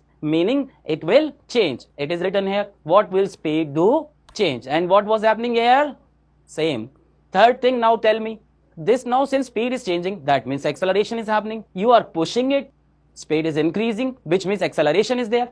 So acceleration is not 0. By final velocity, something else, initial something else, and in between those are something else. That means acceleration is not 0. Let's take an example. A car moving with variable speed. Variable means it can change its speed. Variable speed. But this kind of motion is more practical. In real life, this is what happens. It is very difficult to maintain one fixed speed. That kind of motion where speed doesn't change at all is an ideal type. You are driving on the road, but you are at 5 meters per second. A horn is blaring, but you say you will do uniform motion today. Right, Babita ji turned out to be more intelligent than Shanti. Girls are actually more intelligent than boys. Comment and tell me, are girls more intelligent than boys, or boys are more intelligent? I feel girls are the more intelligent one. Because I am married, so I have to speak carefully. Let's move ahead by. Okay, so uniform and non-uniform motion is clear. Uniform motion equal time, equal distance, and non-uniform equal time, unequal distance. If we talk about uniform, then speed same, and non-uniform speed changes. And uniform, if the speed is same, then there will be no acceleration, no push, no pull applied. Non-uniform, the speed is increasing, that means acceleration will happen. Now beta, let's come to graphs. Now graph seems really scary, right sir? We don't understand those graphs question. I'll give you such a strong weapon for graphs that you will shoot down those graph questions one after another. Honestly, I'm telling the truth. You think I joke all that, and no job, this is serious. You understand a few tricks, a few hacks with me, and then by graphs, it'll be pure fun for you. Come, let's understand by what happens in a graph. In one side, there's y, on other side, there's y, there's x. This is y's value. You seen this much? Right, must have seen the graphs, right? Haven't you? Okay, y and x. Now understand one thing in a graph, what we need to carry. The first thing is slope. What? Slope. S-L-O-P-E. Slope. Now beta, what is slope in a graph? If I just explain it to you lightly, then understand it is this y divided by x. That's slope. What is it? Y divided by x. If you divide this, what do you get? Slope comes out. But actually the real formula of slope also has to be studied. The actual formula of slope is y2 minus y1 divided by x2 minus x1. What is this? Very simple. If I give me the slope from here to here between these 2 points. I pick this point, I pick this point. I said between these 2 points, what do you have to give me? Give me the slope. So we'll use the formula beta. What is the formula?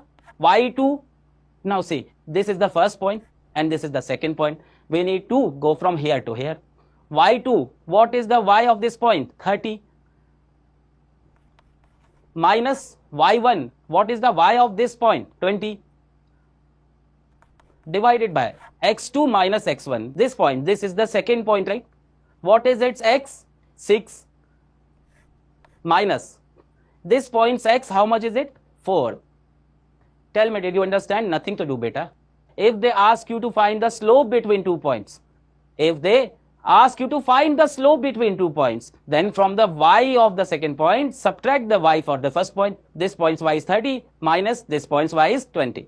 From the x of the second point, subtract the x of the first point. This point's x is 6, this one's 4, 6 minus 4. 30 minus 20, how much is it, beta? 10. 6 minus 4, how much is it? 2. So how much the slope will be? 5. So the slope of this graph at this place is 5. Okay, do one thing. You find the slope here from this point to this point. Write this down as homework and comment it. Comment and tell me what the slope comes out to be of these 2 points. If this is point 1 and this is point 2, then how much the slope will be? You will comment and tell me, bhai sahab. Find the slope of this point and that point and comment it. Did you understand slope? Roughly speaking, it is ratio of y and x. Ratio of y and x. If you want to calculate the exact slope, then y2 minus y1 divided by x2 minus x1. Beta, did this make sense? Now let me explain to you the slopes of 4 or 5 graphs. After this, your distance time graph. And another one, velocity time graph.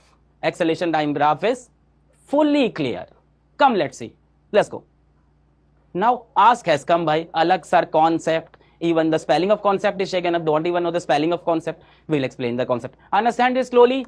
Now, very important thing. I'm telling you something very important. Your friend won't tell you this before the exam. Why this is important? Study it properly. Come. If in y and x, you see a line like this, a perfectly straight line cutting through the origin. This is the origin. If a straight line is passing through the origin, then its slope will be constant. Constant means it will be remain same. The slope of this graph will not change. What kind of slope it will be? Constant slope. If we calculate the slope of any graph at 2 points, take the slope here, take the slope here, take the slope here or here, what will it will be everywhere? The same. The slope will be constant. Okay. Now look at this. Suppose this line is not straight.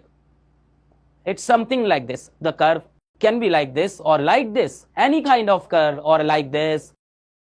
If the line is not straight, beta, then your slope is changing. Like in this case, it is increasing.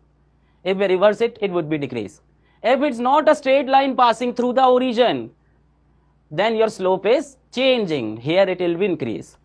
If anything else forms, you must understand it means changing. The slope keeps changing. The slope between these two will be something else. The slope between these two will be something else. These 2 points will be something else. As the points keep changing, the slope will keep increasing.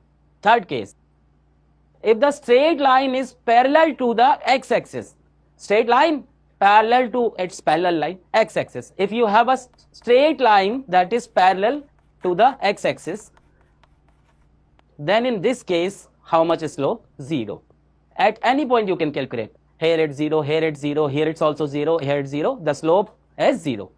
3 things I have told you. These 3 will be used the most. These 3 you have to fix in your mind, bro. Without this, don't even touch graphs. Otherwise, you will just keep memorizing, keep getting confusing, keep guessing randomly. Got it by graphs finished. First thing, if the graph is a straight line passing through the origin, then what is the slope? Same. Second thing, if it's anything other than straight, like this, or it's like this, anything is there. If it's not a straight line, then what is happening to the slope? It is changing. Like in this case, the slope is increasing.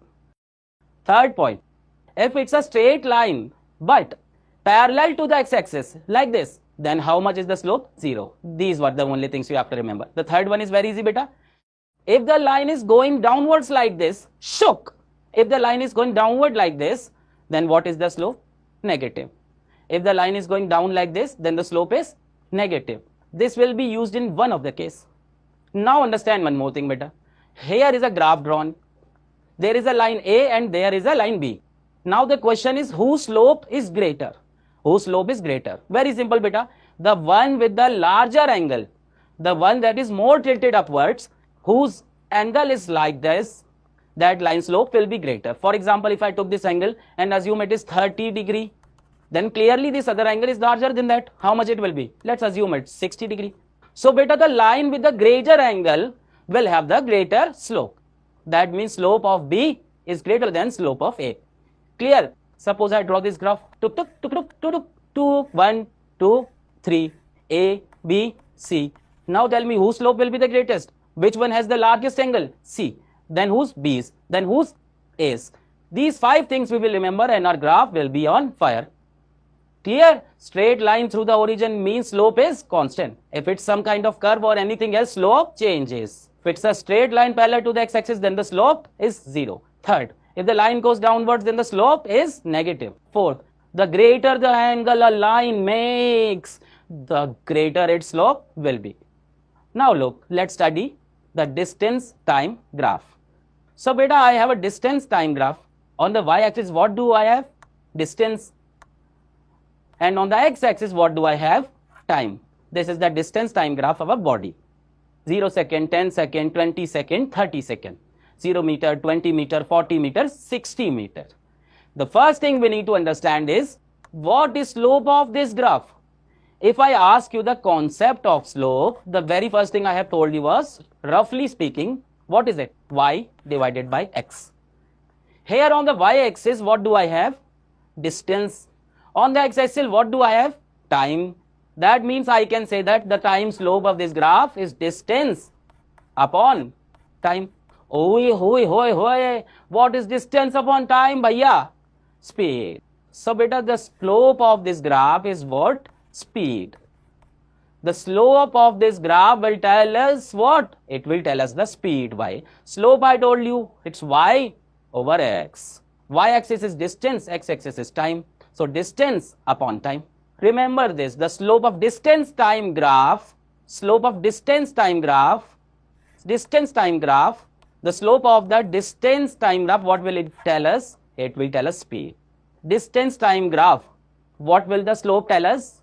Speed. You must remember this one thing, that the slope of distance time graph will tell us speed. Clear? Remember this always. The slope of distance time graphs, the slope, what will it give us? Speed. Okay. Now tell me one thing. What kind of slope does this graph have? No cheating, bhai. No cheating. Pause and comment. No cheating, bhai. What kind of slope does this graph have? Is it a constant slope? Can I say this slope is a constant? A straight line passing through the origin. If the slope is constant, and slope means speed, then beta, can I say here what kind of speed it is? Constant speed or same speed. And this graph, the speed will not change. Clear?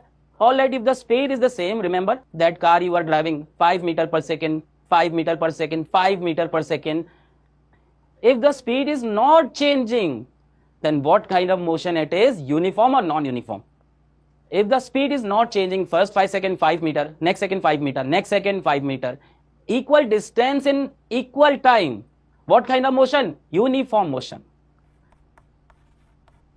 So what kind of graph is this, beta? This is the graph of uniform motion. Okay. So the first thing in distance time graph, what is slope? Y divided by x, distance divided by time. That means speed. Second thing, what kind of slope is this? A straight line passing through the origin. Constant slope, which means speed will be constant. It will not change. Write constant or understand it as same. It will not change. And if speed is not changing, then what kind of motion is it? Uniform motion. Now a question comes. You have to find the speed in the interval from 20 seconds to 30 seconds. They ask us, tell us the speed here. Now, bhai, here is distance. Here is time. How do we find speed? I can tell the distance at 20 seconds. What's the distance? 40 meter. At 30 seconds, what's the distance? 60 meter. But what are they asking me? They are asking for speed. So, beta, how will we find speed? We know that in this graph, what does the slope give us? Speed. So, we'll calculate this slope. What's the formula of slope? y2 minus y1 divided by x2 minus x1. Which points do we have to take? The ones at 20 seconds and 30 seconds. That means this is 1 point and this is the second point. So, y2 minus y1. The second point's y is how much? 60. Minus the first point y is how much? 40. Upon x2 minus x1. What is its x? 30. x1 is 20. So 60 minus 40 is how much? 20. 30 minus 20 is 10. So what do we get? 2. Now beta, this is speed. What will be the unit? Distance is in meter, time in seconds. So the speed will be in meter per second. 2 meter per second. Clear? Now you do some homework. Do one thing. You calculate the speed between these 2 points. You calculate the speed. Homework. Comment and tell the speed between which interval? From 10 seconds to 20 seconds. And then check and tell me if the speed is coming out the same, because I already wrote that it's a constant speed. Straight line passing through the origin, that means slope is constant and the slope speed is constant.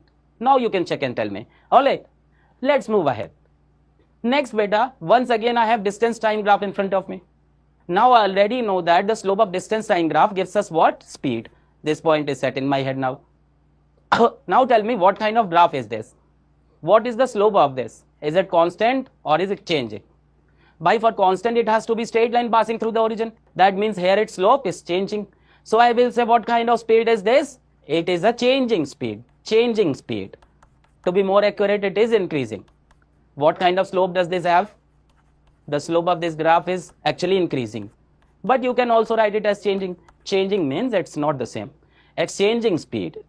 If better the speed is changing, like Babita ji who was driving the car, in the first second 10 meter, in the next second 20 meter. In the next second, 30 meter. The speed is continuously changing. That means in the first second she covered 10, in the next second 20, in the next second 30. Equal time, unequal distance is being covered. So what kind of motion is this? Non-uniform motion.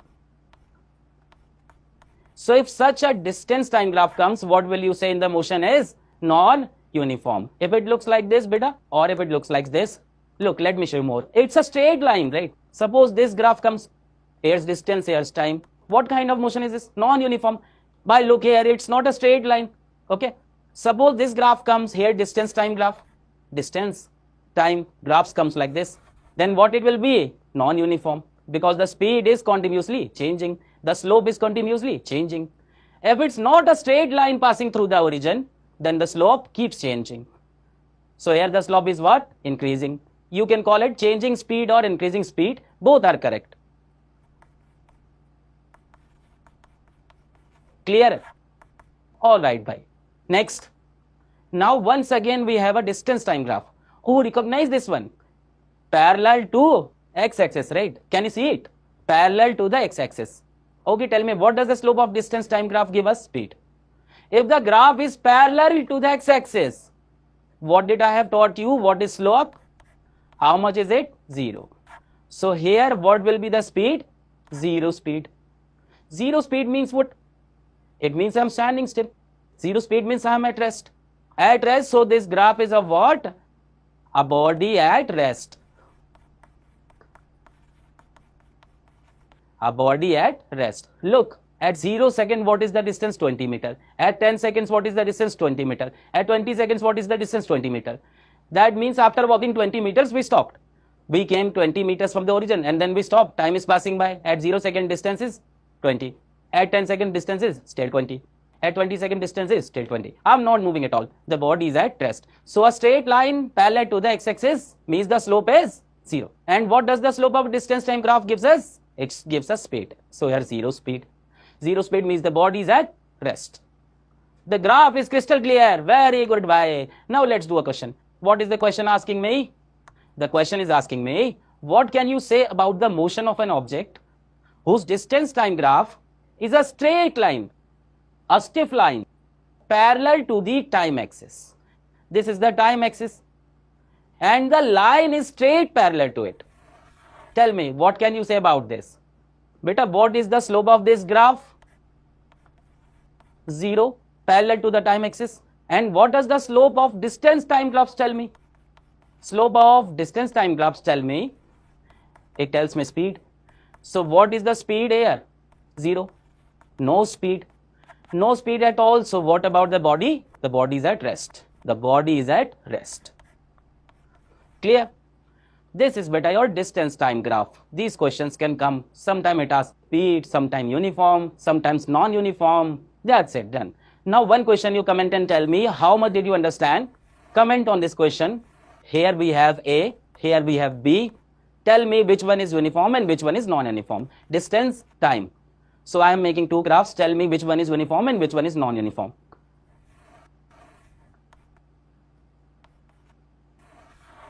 Tell me which is uniform and which is non-uniform. All right. Next, beta, explain different regions of the graph. This is a distance time graph. You have to explain different regions of it. Very easy, beta. Distance time graph. We know the slope of a distance time graph. What will it give us? We must remember what it will give, beta. Speed, distance upon time. What does that become? Speed. That's what slope is, right? Y upon x. Distance upon time, speed. Okay. Now in this region, what kind of slope is there? Constant. So constant slope means, beta, what about speed here? Speed is constant, because the slope is constant. Okay, constant speed means speed is not changing, moving with the same speed. What kind of motion is this? Uniform motion. Okay, come to this region. Parallel to the x-axis. How much is the slope? 0. And what does slope tells us? Speed. So what does this become? 0 speed. 0 speed means the body is at rest. Alright. Now come to this region. What is the slope here? Not constant. Whatever it is changing. It is increasing. So here the slope is changing, which means speed will also change. So here we can say speed is changing. Actually it is increasing, but you just remember it changing. If such a graph is there, better than I should understand the slope is changing. Suppose it was drawn like this, then to what would the slope be doing? Changing. Okay. And a distance time graph, if a such graph is drawn, this is wrong. I'll explain it later. So yes, speed is changing. If speed is changing, then what kind of motion is it? Non-uniform. First second 10 meter, next second 20 meter, next second 30 meter. Clear now? Beyond this beta, nothing more can be ever asked. Everything is covered. Let's move forward.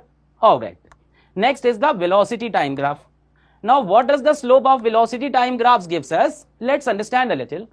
What does the slope of velocity time graphs gives us? Beta, what is slope? You all have understood by now. It is y divided by x, roughly speaking. Otherwise, of course, you will use y2 minus y1. Roughly, y divided by x, y upon x. If I look at y divided by x for this graph, this is the velocity time graph of what? Velocity with respect to time. Right, at 0 second, how much is velocity? 0.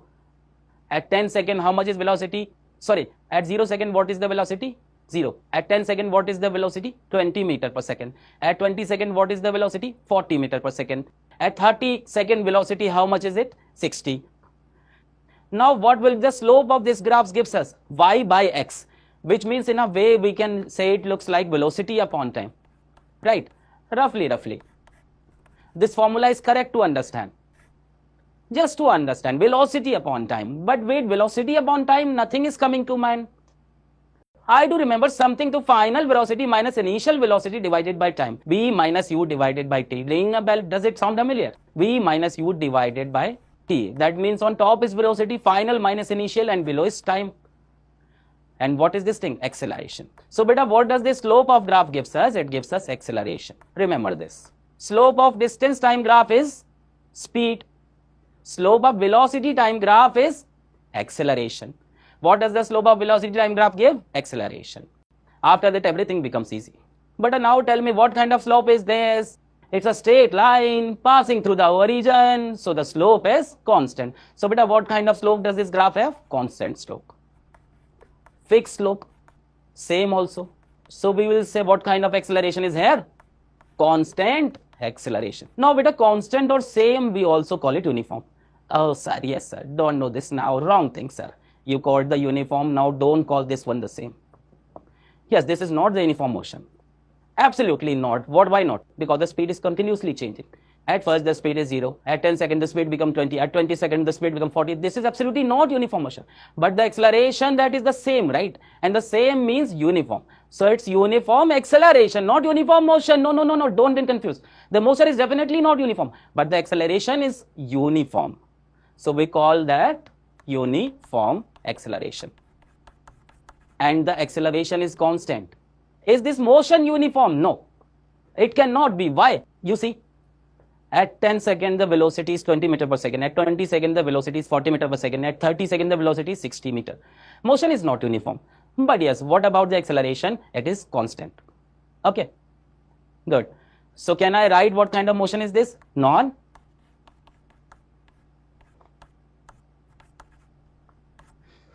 Non-uniform motion.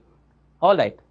Clear? Non-uniform motion, because speed is changing. Or you can just note like this, uniform acceleration. Remember this, the motion is non-uniform. Uniform acceleration. Uniform acceleration. Meaning the acceleration itself is constant. Sir, is that different? Yes, it is different thing. Uniform motion is separate thing. Okay. Now find the acceleration in the interval from 10 second to 20 second. So the question is asking us the acceleration from 10 second up to 20 second. From here to here. Now by how do we find acceleration from velocity time graph? Obviously acceleration will be the slope of this graph. And what is the formula of slope? y2 minus y1 divided by x2 minus x1. Now which 2 points are we talking about? By what did we say? From 10 second to 20 second. So from here to here. For 10 second this is a point on the graph. For 20 second this is the point on the graph. So this becomes our first point. This becomes the second point. Alright, now let's apply the formula by y2. The y of the second point, how much is it? 40. minus y1, the y of the first point, how much is it? 20, divided by x2, the x of the second point, how much is it? 20, minus x1, how much is it? 10. So 40 minus 20, how much is that? 20, and 20 minus 10, that is 10. So 20 divided 10, how much is it, beta? The answer is 2. And beta, what will be the unit? Meter per second squared, because this is the unit of acceleration. Tell me, did you understand this? Now you do one thing, write it down as homework and tell me in the comments, what is the acceleration 20 second to 30 second, what it is coming, check it. Is it coming out the same? Because it should, since the acceleration here is constant. So check it once and see. Yes, bye. Now the second velocity time graph. Now we already know that the slope of velocity time graphs gives us acceleration. Now tell me, in this graph, how's the slope? Is it changing or is it constant? Changing or constant? It's clearly visible, its slope is changing. So here the acceleration becomes changing acceleration. Now beta, changing means the value of acceleration itself is non-uniform. I am not making any comment about the motion here. Acceleration's old value of what it is, non-uniform acceleration. That's why I will teach it later. But since NCERT writes about it, I have to mention it. This is nothing to do about motion. It's simply that value of acceleration here keeps changing continuously. You check it. You check it yourself. You do one thing.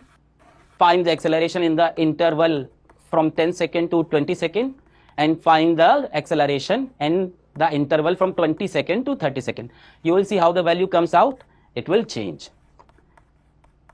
The value of A will change here. You calculate it and check yourself. You can do that, right? Take the first point, second point, then this point, then that point. All right, bye. Let's move ahead. Next is velocity time graph parallel to the x-axis. Now beta, if parallel to x-axis, then what is the slope? 0. 0 slope.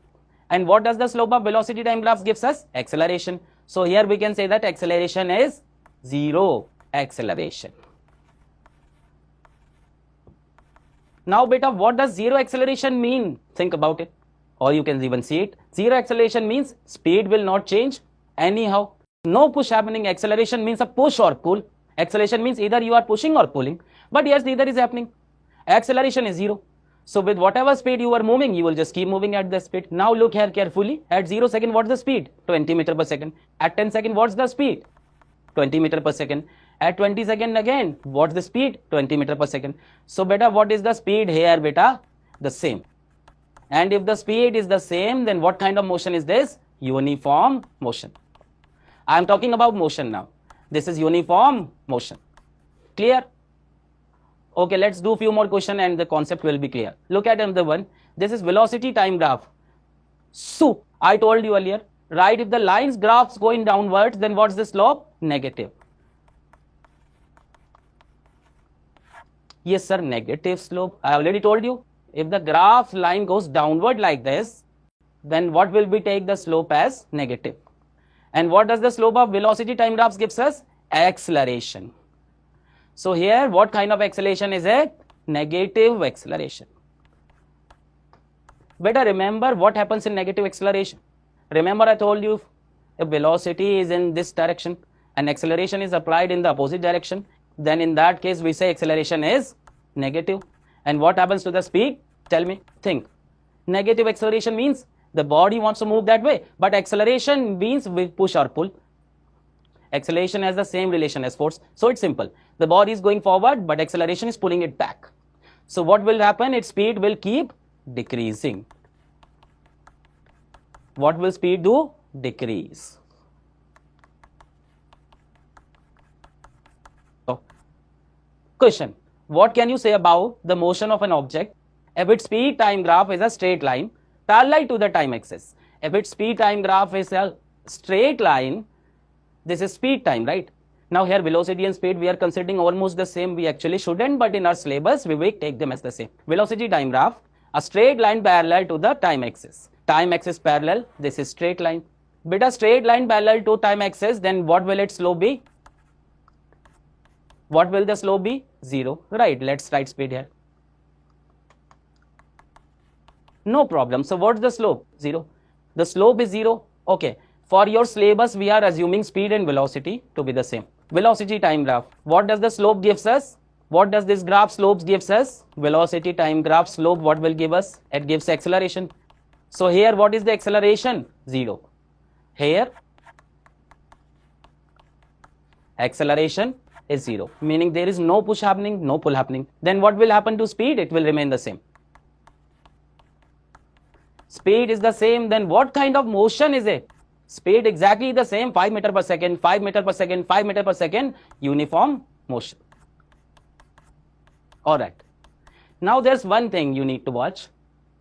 Velocity time graph. They ask you to find distance. If they ask you to find acceleration from velocity time graph, that's very simple slope. It's very simple, y2 minus y1 upon x2 minus x1.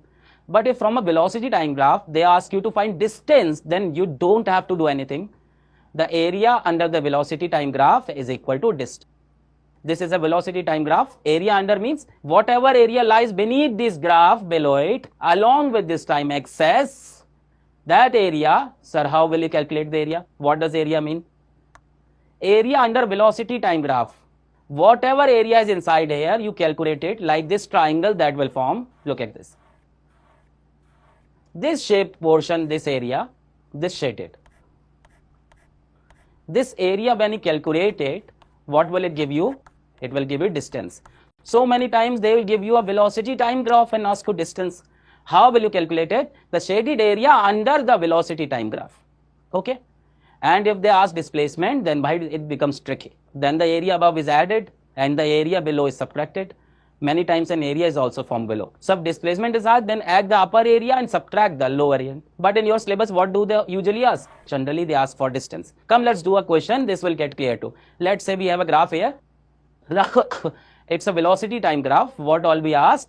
First of all, calculate acceleration in the first 2 seconds. In the first 2 seconds, acceleration is being asked.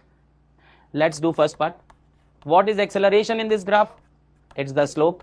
What will slope be? y2 minus y1 upon x2 minus x1. Now first 2 seconds. So this becomes the first point and 2 seconds. This becomes second point, 1 and 2. Alright. So what is y? For the second point, y is 4. For the first point, y is 0. For the second point, x is 2. For the first point, x is 0. So 4 upon 2, how much is that? 2. And the unit of acceleration, meter per second squared. Now look at the second part, what it is asking. Acceleration in the last 2 seconds. That means the last 2 seconds from 6 seconds to 8 seconds. From 6 to 8. These are the last 2 seconds of this graph. See here, 0 to 4, 5, 6, 7, 8. So the last 2 seconds. That means one point of your graph will be here of graph. And the other point of your graph will be here of graph. Right. This you will take as a dotted line. Now let's come back. So one point is here and one point is here. Okay. This now this is point 1 and this is point 2. So what will be the acceleration here, beta? Again, it will be slope y2 minus y1 upon x2 minus x1. Better the graph ends up here. This is not line continue further. There is no line beyond this. There is no line over here, okay? This dotted line is only drawn for reference. So, y2 minus y1 upon x2 minus x1. For the second point, how much is y? It is negative 4. For the first point, how much is y? It is 0. For the second point, how much is x? 8. For the first point, how much is x? 6. So, negative 4 divided by 8. Sorry, 8 minus 6 equals to 2, negative 4 divided by 2. How much is it? Negative 2 meter per second squared.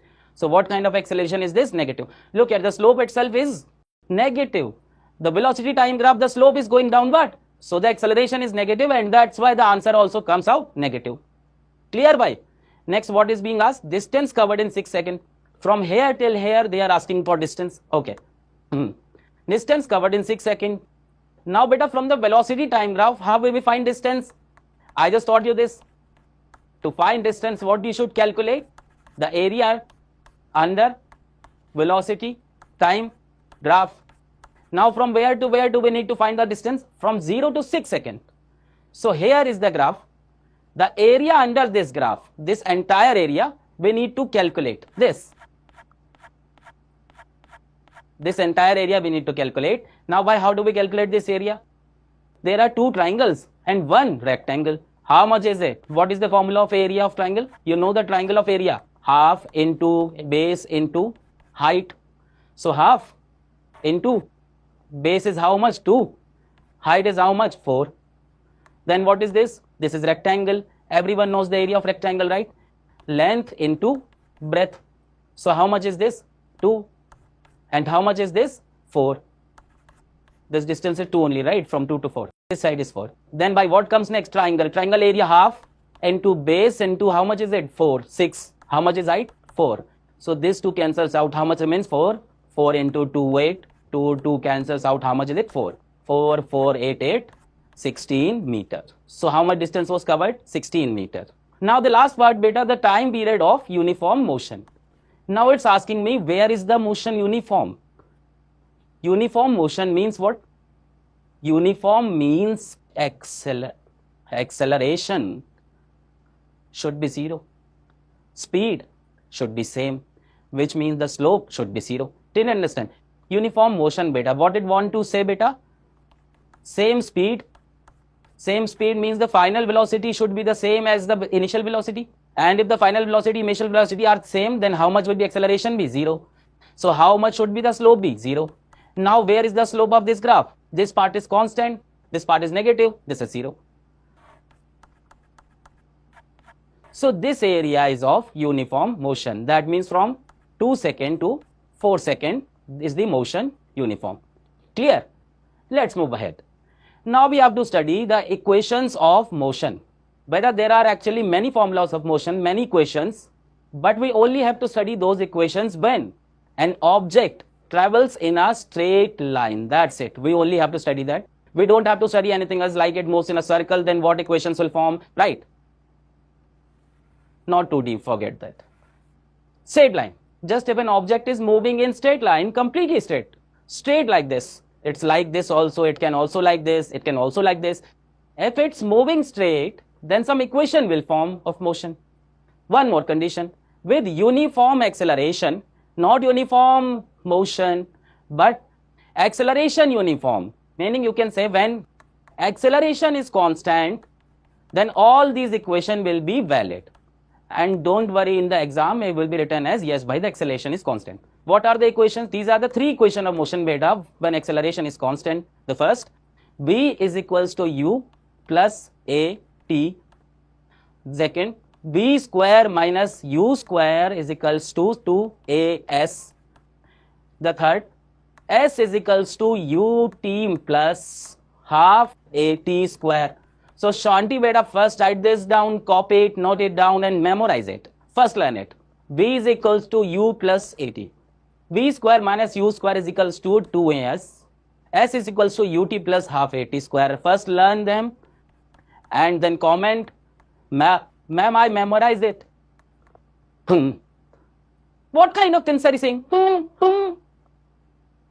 Look at the nonsense you people say. I'm calling you ma'am. Learn them and then comment. Sir, I have memorized it. Only after you memorize it, then only we will move ahead. Sir, I memorized it. V is equals to u plus at. V square minus u square is equals to 2as. S is equals to ut plus half at square. Now let me tell you what things are telling what, beta. Beta, everyone knows what is u? Initial velocity. What is v? Final velocity. S tells beta how much distance have been traveled, and t tells us how much time it took. Clear? Actually, S tells us displacement, but in your syllabus we just write distance and carry on. This is the kind of lie that tell in the 9th class, life's biggest lie. Just pass 9th grade and life will be fun. Just pass the board exam, life will be full of fun. Just clear 12th exam, life will be full of fun. Just crack IIT and life will be full of fun. Just get a job and life will be full of fun. Let's get married and life will be full of fun. Just have a child and life will be full of fun. And the child goes to school, life will be full of fun. But the child gets married, life will be full of fun. You reach the grave and life will be full of fun. Better, there is no automatic fun in life, right? So u is initial velocity, v is final velocity, s is distance and t is time taken. Okay? Okay. Clear? Good. Now let's do question based on these formula. A bus starting from rest.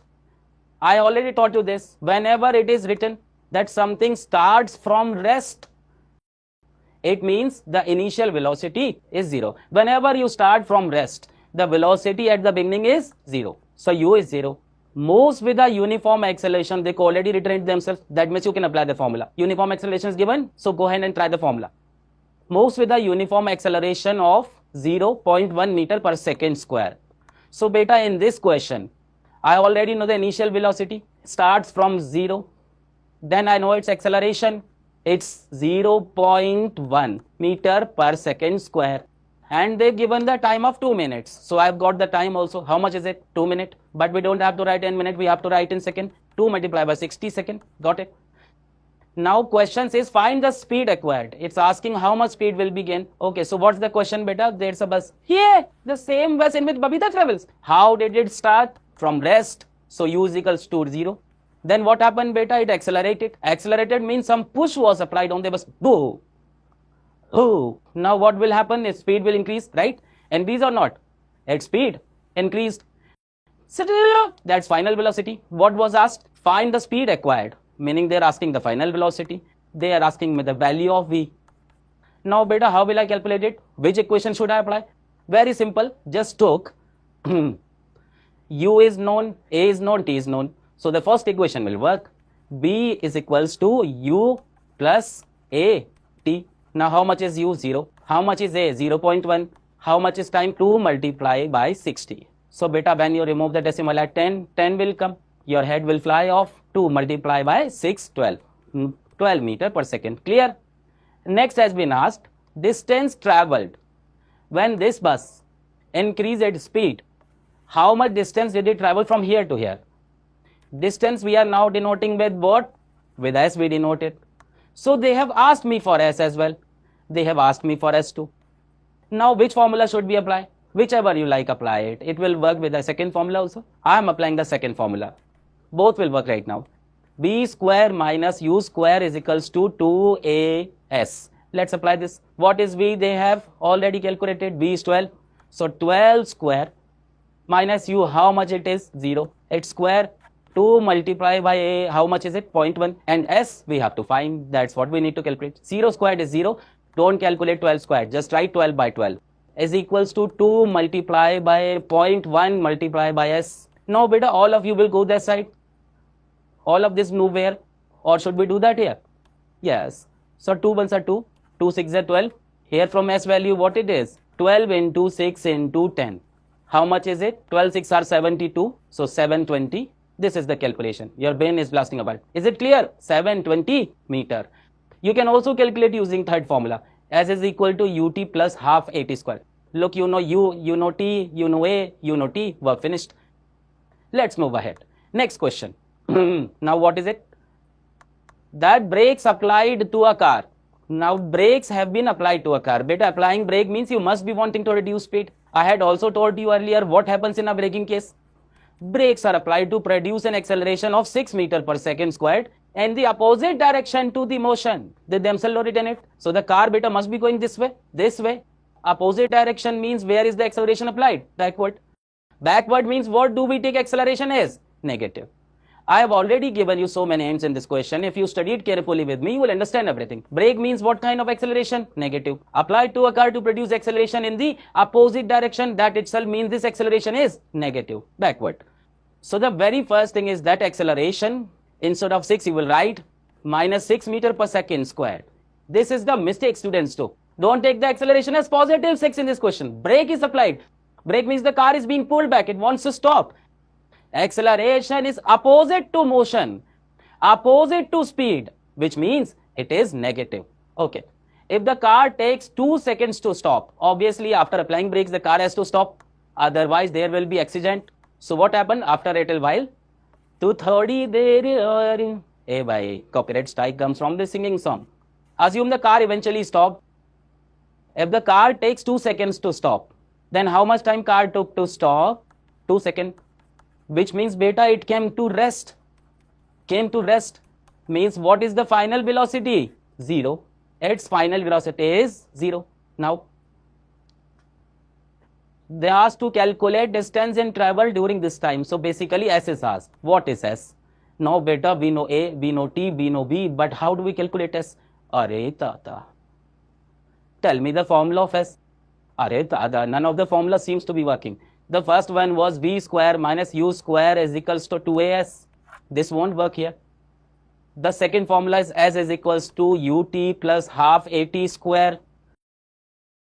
Now tell me you will able to find this. By u is not known. So from this one we can't solve it. From that one you can solve it. Again u is not also known. So whichever formula of S you pick, u is sitting inside it. For S, by there are only two formula, v square minus u square is equal to 2s, and S is equals to ut plus half at square, and in both u is sitting here. We'll first have to curl up the calculate u, sir. It will take some effort in this question. It will happen in 2 steps.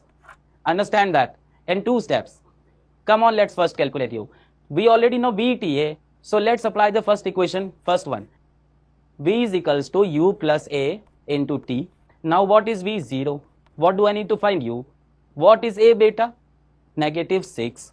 And what is the time? 2. So this becomes 0 is equals to u minus 12, which means u comes out to be 12. And what should the unit be? Meter per second, because it's speed.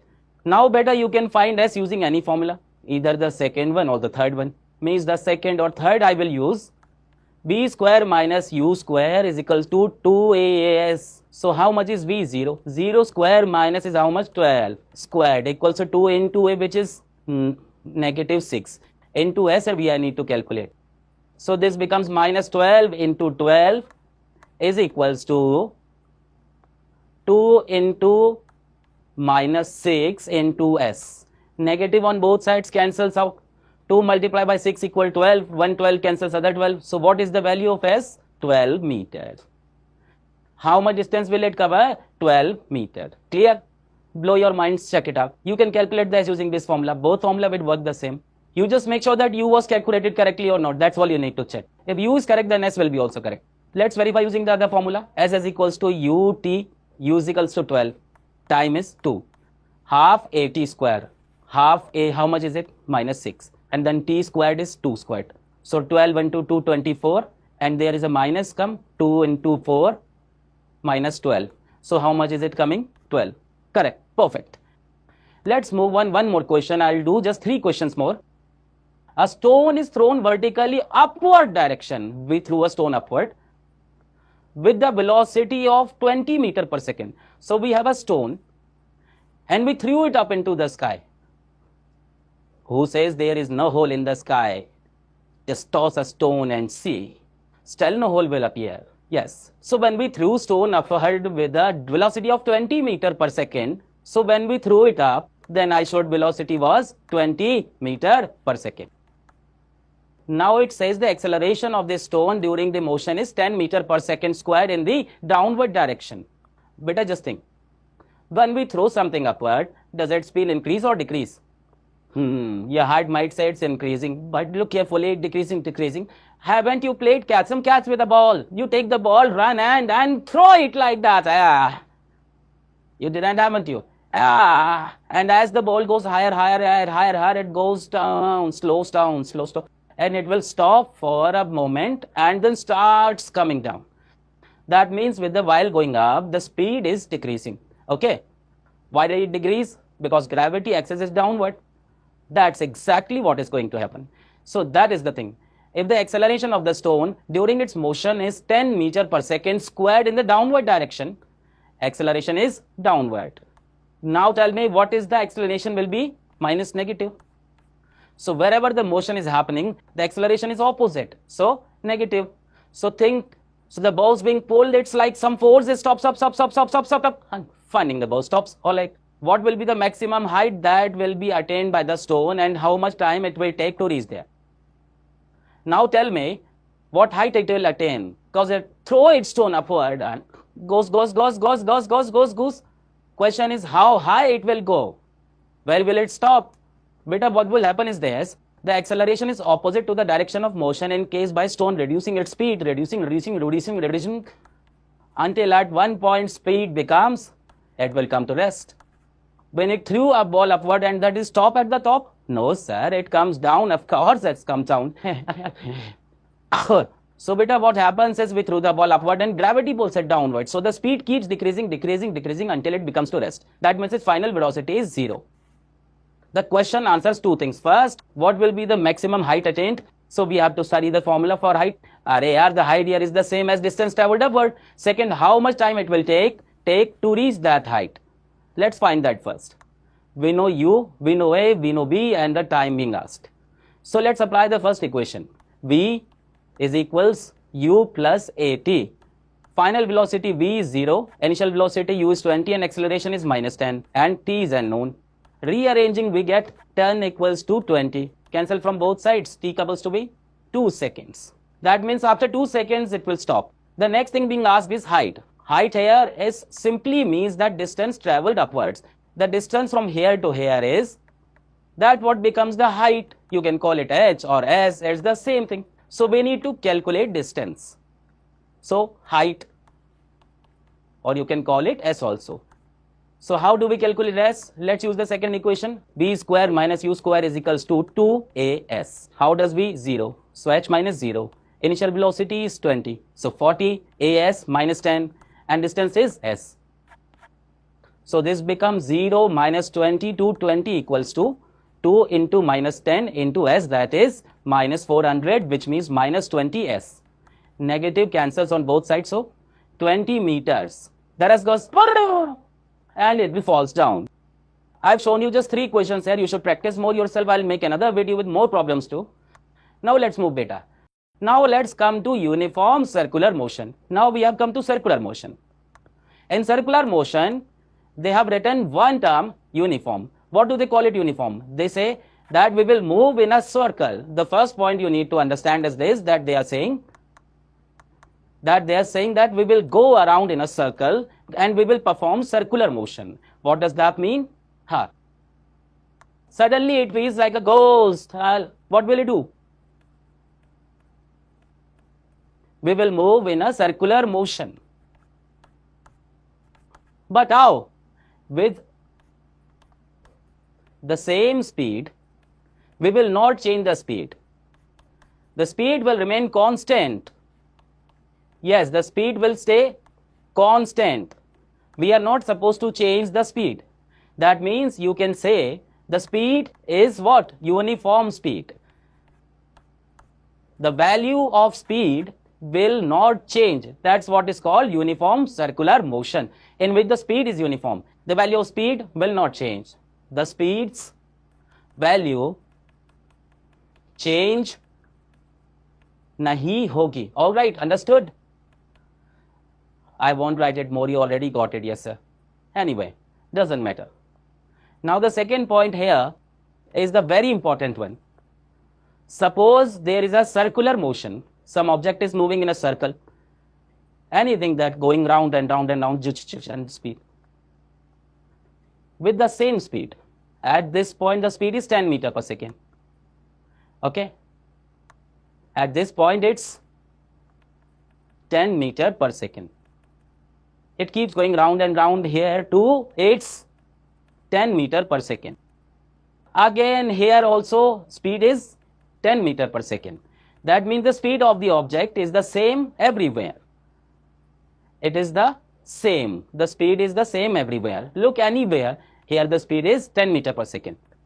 Now tell me, will its velocity also be the same everywhere? Tell me, will the velocity be the same everywhere? Will the velocity be the same everywhere? It will also seem the velocity is same. Okay. Now give yourself slap. No, really slap yourself. No, I can't come out and slap you. So you do my job and give yourself a really good slap. Hence not to hurt, otherwise you will say, physics wala told student to slap himself. Student knocked unconscious. Nothing like that, beta. Velocity will not the same. Are you a fool? Really, a complete fool. Velocity God's direction and we've forgotten. Speed is constant, but velocity is not, my beta, because the direction keeps changing. Look here, what is the direction of velocity? Like this, suck. What is the direction of velocity? Zook, like this. At this point, here is the velocity is going this place. Zook. And this is velocity, zook. And now by this, at this point, I take 4 points. Let us take 4 points. 1, 2, 3, and 4. Now if I take these 4 points, now look carefully. Now I got the 1 point. Where is the velocity going? This way. At this point 2, it's going upwards. At the point 3, where it is going? In this side. At point 4, the velocity is going downward. Here is the velocity is downward. Did you get it? I got it. No, I didn't. I got it. Didn't need it, didn't get, didn't, got it. Now look at the circle. I got the circle. Now imagine this circle. You have circle going round. And if this point goes this side, and this point will go this side, and this point will go this side. That means at this point, the velocity is direction of the body is what? Is this way. And at this point, the velocity direction is upward. Here is the velocity direction is this. Here is the velocity direction is that side. That means that the velocity direction is changed 4 times. Not just 4 times, my beta, countless times. At every point is different, right? Now look carefully. I'll ask you one thing. At this position, the velocity direction is like this. At this point, moving around the circle, the velocity is like this, moving in a circle. It will go this side. The velocity direction is turning continuously. The direction just need infinite times. It changes every single moment, every single second. Now look here, velocity is this way, meaning direction wants to go like this. So to move in a circle, you keep changing your direction every second, again and again. But the magnitude of your velocity remains the same. Since velocity is a vector quantity, magnitude plus direction. The magnitude is constant, but the direction keeps changing. Yes, sir, understood. The one who earlier said velocity is the same everywhere must have slapped himself by now, I feel. So you can write it like this inside it. See this, understand completely with these. Velocity is made of 2 things, right? What do we take better? Do people take 2 leaves and sugar? Velocity is made of 2 things. One is the value of velocity, which you call magnitude. And the second is the direction of velocity. Now if I ask here, what is the magnitude or the value? That is the same. Uniform circular motion, that means speed has to be kept the same. So what is this? Same. But what is happening to the direction, beta? Change. So overall velocity, what will it do, beta? Change. Overall velocity, what will it do? Change. So beta, this is such an example where speed is the same, but velocity changes in the exam question came. Can you give me an example? Where? Give me an example of motion where speed remains the same, but velocity is changing. So this is circular motion, uniform circular motion. If you write only circular, uniform circular. Uniform means speed is the same everywhere, but velocity is changing because direction is changing. Clear? Tell me, is there an acceleration or not? Sir, but final velocity and initial velocity are the same, so there will be no acceleration. You will study in 11th, right? Then you will learn this. There will be acceleration. So here you also write this point. 2 points are done. Third point is acceleration is non-zero. Okay? Sir, but from initial and final array that we will study in 11th also, acceleration is not 0, beta. Is not 0. How it is calculated, that I cannot tell you right now. Okay? You will get scared. But acceleration is not 0. Understand one more thing, beta. The radius of circle is r, velocity is v. If I want to know the relation between v and r, it's very simple, beta. Speed is equals to distance upon time. So what is the distance of the whole circle? 2 pi r. And suppose it is covered in a time t. Like this I can write it. Okay. Suppose I say I need to find this way. So beta, what is the formula of speed? Distance upon time. That's it. Now tell me, what is the speed here? V. In one complete motion, how much distance is covered from here and coming back to here? 2 pi r. And suppose it took time t to do this. So relation v is equals to pi r divided by t. Write it here. Suppose radius is r, velocity is v. So v is equals to, and one complete round from here to here, what is that distance? 2 pi r, and suppose the time taken is t. Clear? So now give example of uniform circular motion. So you can say any satellite that is revolving around the earth with constant speed. A satellite revolving around earth in a circular orbit with constant speed. Okay? It revolves in a circular orbit and moves at constant speed. Okay? In a circular orbit, it's actually difficult around earth. They generally don't revolve in a perfect circle, but still we wrote it. A satellite revolving around the earth in a circular orbit with constant speed. Second, a cyclist on a circular track at constant speed. Speed has to be kept the same continuously, but velocity will change because direction is changing. There is one more concept. Suppose in our hand we have adha. Adha means stone. Yes. Not the bad kind of adha. Yes. And a thread tied to it. And holding it, we are spinning zoom, zoom, zoom, zoom, zoom. If I had something, I could show this. But there is nothing here. I found something. Okay, I'll show you this. I'll show you with this. Okay, let's hold this. Now suppose I, yeah, better. Now suppose I'm spinning it like this, like this. Now what's going to happen when I leave it? I'm asking when I leave it, I'll throw this way. It's a headphone. If I spin it like this, see like this, like this, like this. Yeah. If I leave it, will it go in circle and everybody will know what will happen. Everyone knows what will happen. It will go. The point is, why did it fly away? Why didn't it keep moving in circle? We spin it in circle. Then why did it run away? But it's very simple. I already told you this in a little while ago, that when you're spinning it like this, at that moment its velocity in this direction. At this moment its velocity is that direction. At this moment its velocity in this direction. At this moment its velocity this direction. So the instant you release it, the moment you let go, whichever direction its velocity is in that direction it will fly. Suppose I release it here at this spot. There. Turn. It will go forward. Should I do it? Okay, ready? Steady. Now listen guys, I'm taking a big risk on you. Just for you guys. If it breaks, I have to pay for this. Please. Okay, bye. If I spin it in a circle, if I release it here, then it will go there. If I release it here, then it will go in front. And if I release in front, we have to fly on this way. So that will go. That's it. See, whichever direction its velocity is pointing, that's the direction it will go. Here its velocity is forward direction. Here its velocity in this side. Here it's this side, right? So let's say I release it here, then see, at this part. If I release it here, then it will go like this. Here its velocity in this direction. Let's see what happens around. It's gone.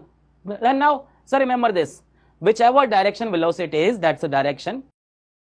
Okay. So beta, here's your chapter ends. Download the notes, study there. Keep studying. Good. All the very best.